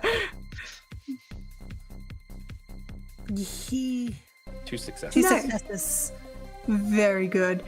As you're working on this, whatever is going on in this space gets you both in this groove. Whether you are just connected on an empathic level or the direction of the doctor has tuned you into the space in a way that you haven't before. And you are really good at what you do, at what you've been directed to do. And as you kind of finish your task, all of you, even the people on the outside, of this room hear the thrum of the portal start up and a rippling kind of purple field fills this portal space. You are very successful, but you start to see those on the inside of the room start to see the CPUs of these boards burning out, and the doctor doesn't have much time to get through. As this is going on, Dr. Cho, who has also heard this, starts to move forward and past you. She's been stalled long enough by you, Shivani, but she is going to move past you. If Freddy, if you want to, you can make a force move with the help of Mr. Jones, who seems to be in agreement with you to stop Dr. Cho. Director Cho. Yeah, again, Freddy, in spite of his reputation for being a troublemaker, not big on actually harming people. So he's going to just make a side of move to intimidate, just make them stand back. Keyboard in one hand, his now most prized, his now second most prized possession after his lighter, after his Zippo, his feather in the other, and he says, and he'll stop and he'll say, "Gonna need you to stop right there, Dr. Cho. I've always been taught that when somebody tries to make someone do something they don't want to do, that you have to stand up for that. You have to stand up for that person. And if, in a word, Dr. Cho, you're being a bully, and I don't like bullies." And he says, "And if you don't stop right now, if you don't let her go, I will cause more chaos than you would expect a 12-year-old could cause." She looks towards you and make your force roll. Grand, let me just bring up the first time. It is right. 6, 7, 8.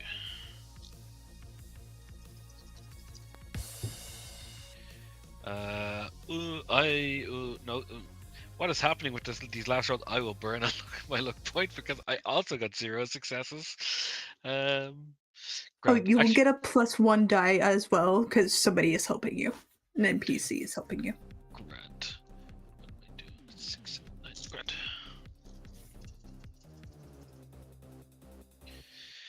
Oh, that's 4 successes.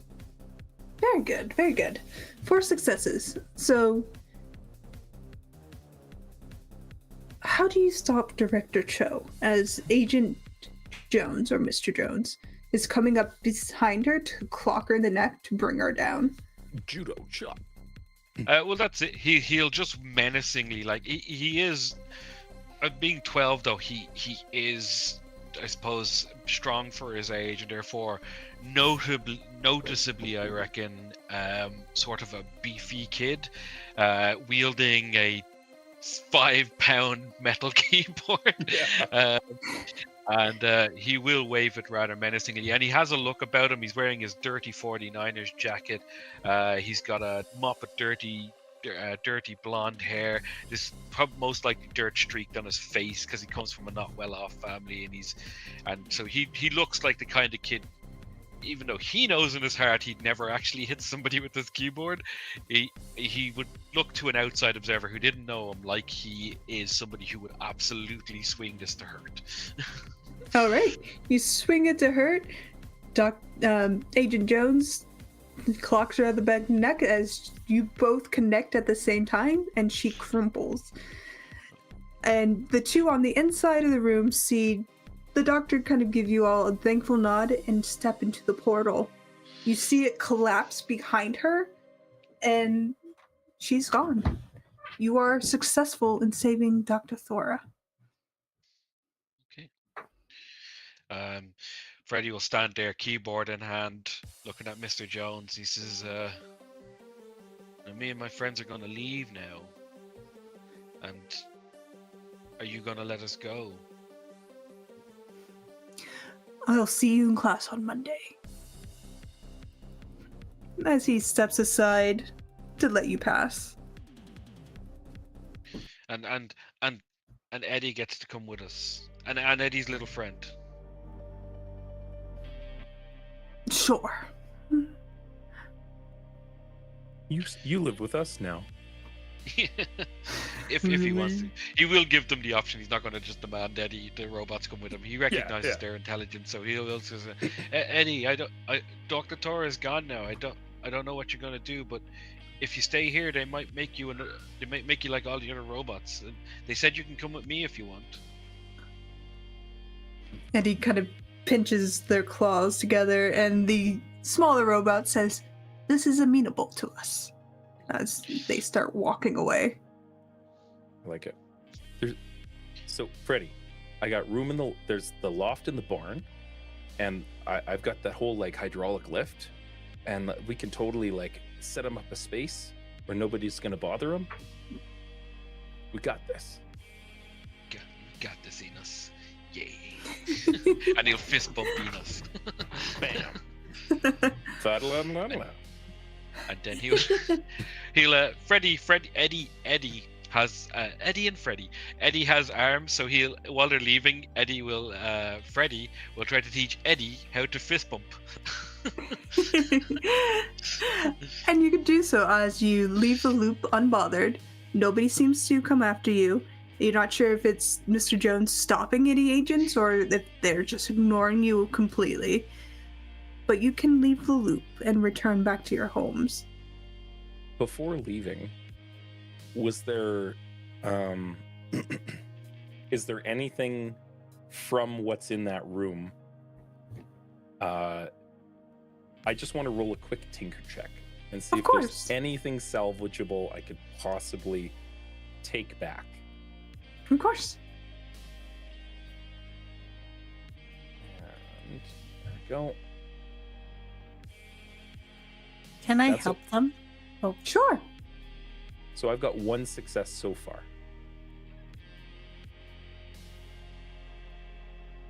can I help them find Yes, your things? Okay. I'm just going to have a quick once over on it. And so far, what did Clover get?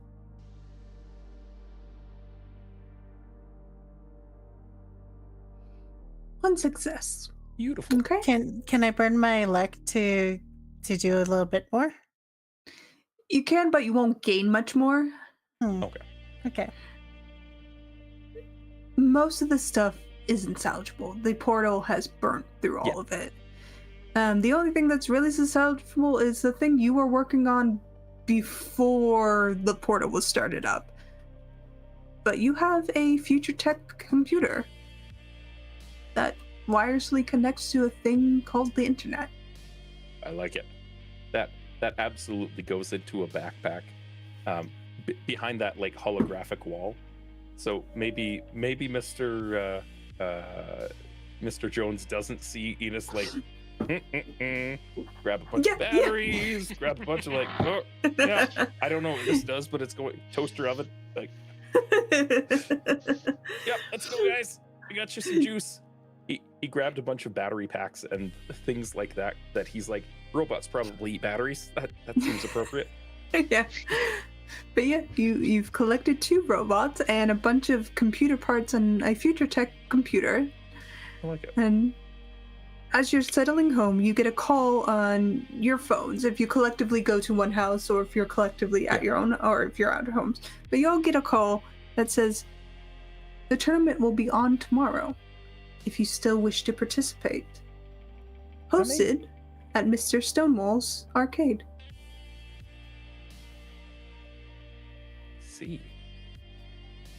Mr. Stonewall's arcade. Mm-hmm. Not Mr. Southwell's arcade. Nope. Oh, who's Mr. Stonewall? Mr. Stonewall is a peculiar man.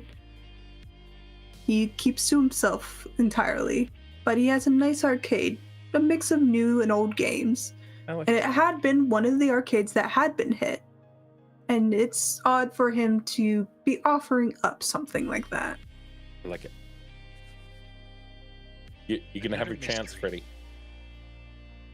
Yeah. This is your year. Freddy has an alien feather, 2 robots, and a new story to tell. And now he knows that Mr. Jones works for the Shadow Government. Freddie is now of the opinion that all teachers work for the shadow government after this, and that's all he needs. Is the tournament. He's going to compete. That'll be the icing on the cake. But like, he's got everything he needed from today.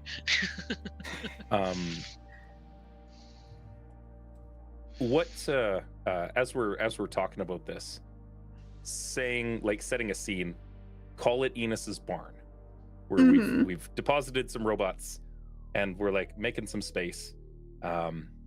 There's like an old plush couch up in a loft, and like a wire spindle, like that they use for industrial cabling, like those big wooden spindles that's turned on its side to be a coffee table.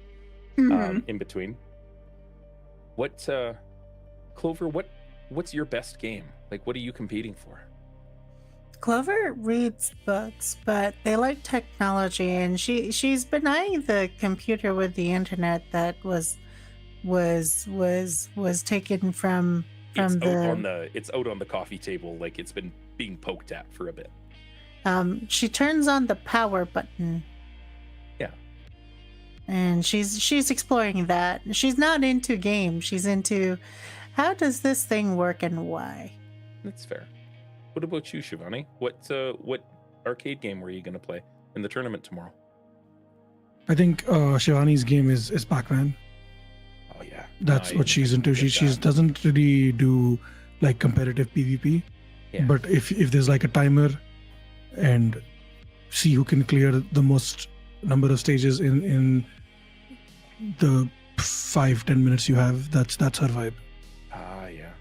And see, I always like pinball's my jam, but I did really good with like Space Race Twin, or Speed Race Twin, like the racing game. Just like quick movements and stuff, and like it was always really good. So that's what I'm going for. I'm gonna do 2 heats, pinball and some racing games. Freddie, what about you, buddy? The Galaga, obviously. Living for the Galaga, bit of Pac-Man, maybe some asteroids. Centipede, was Centipede out in the 80s? Yeah, absolutely. Yeah, Centipede. ColecoVision first. I love it. Yeah, it was called the Atari over here. I was playing on one of those new games over at Pixie's Tavern. It was Tempest.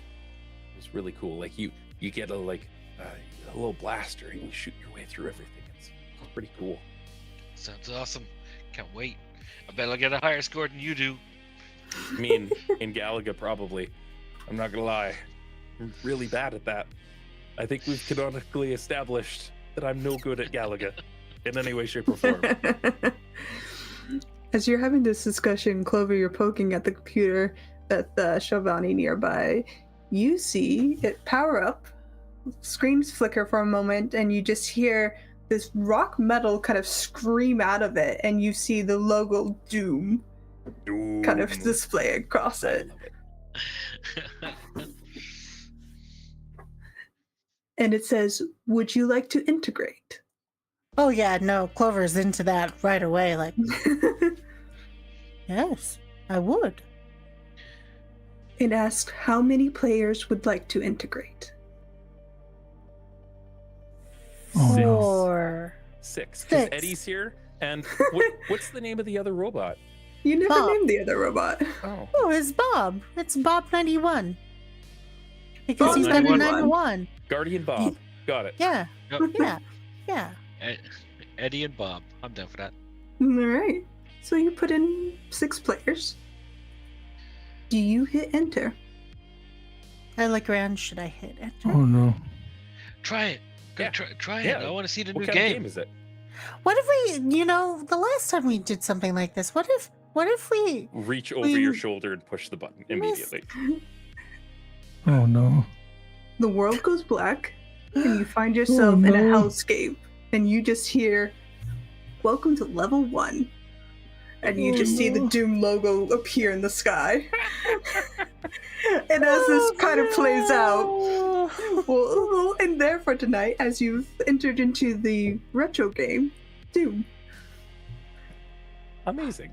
That was fun. Thank you so much for this, Jen. totally worth getting up at 3 o'clock in the morning. Thank you so Thank you for much. your time. Getting up And at 3 a.m. and missing alarm clocks, but thank you. Very It's all good. Thank you. Thank you everybody for stopping by. We're going to be having significantly more games playing out through all of October and into a first couple of weeks of November for our Roll for Wishes campaign. If you're just tuning in now, you can still feel free to follow the links in chat that I will throw in right now to go to the linked Tiltify. You can donate to Make-A-Wish International to work towards our overall goal. We're trying to raise money for kids with debilitating illnesses.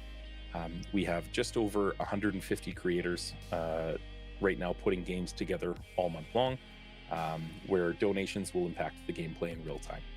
Inject some chaos, do some good. There's actually a bunch of prize bundles that I'm putting as well for everybody that donates in. At least $5 is, I believe, how Tiltify works for it. Things like there's TTRPG bundles by a bunch of the different publishers that are working with us. There's going to be some audio equipment available from a few of our other sponsors. So check it out. Give some love if you can. If you're not in a place where it's safe to do so, even just sharing on social media makes all the difference, because every dollar counts. It grants a wish to a kid in need. So, we've got another game coming up here in just over an hour over on the Pantsless Tables channel, over on Steve's channel.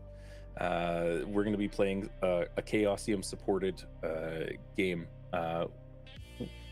Correct me on the name here, Steve. The Mirth of Things Below? Yep. Yeah. Where you can see me playing a mustachioed captain in the 1920s. And it's a good time. So, why don't we go around the table? Who are you and where can people find you? Jen? Hi, I'm Jen. I want to say thank you to everyone coming out for today, especially those getting up at the ungodly hours of 3 and 4 a.m. just to play this game. It is for a wonderful charity cause and a big supporter of Make-A-Wish Foundation as a whole. So thank you for the hosting, thank you for the aid and patience you have exhibited throughout all of this. I'm very thankful for all that. You can find me on Twitch and Twitter. It's still Twitter.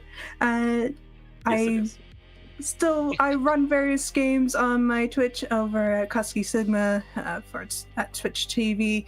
I play Dragon Age, I play a lot of Destiny there, or I play a little cozy indie game where I farm sim for about 2 hours, get mad and throw a natural disaster out the farms when they eventually collapse due to my own ineptitude. And if you can find me there, you can find me just about anywhere. So if you want to find me, I'll be on Twitter at LaughMakerDND. Hope to see you soon. Steve?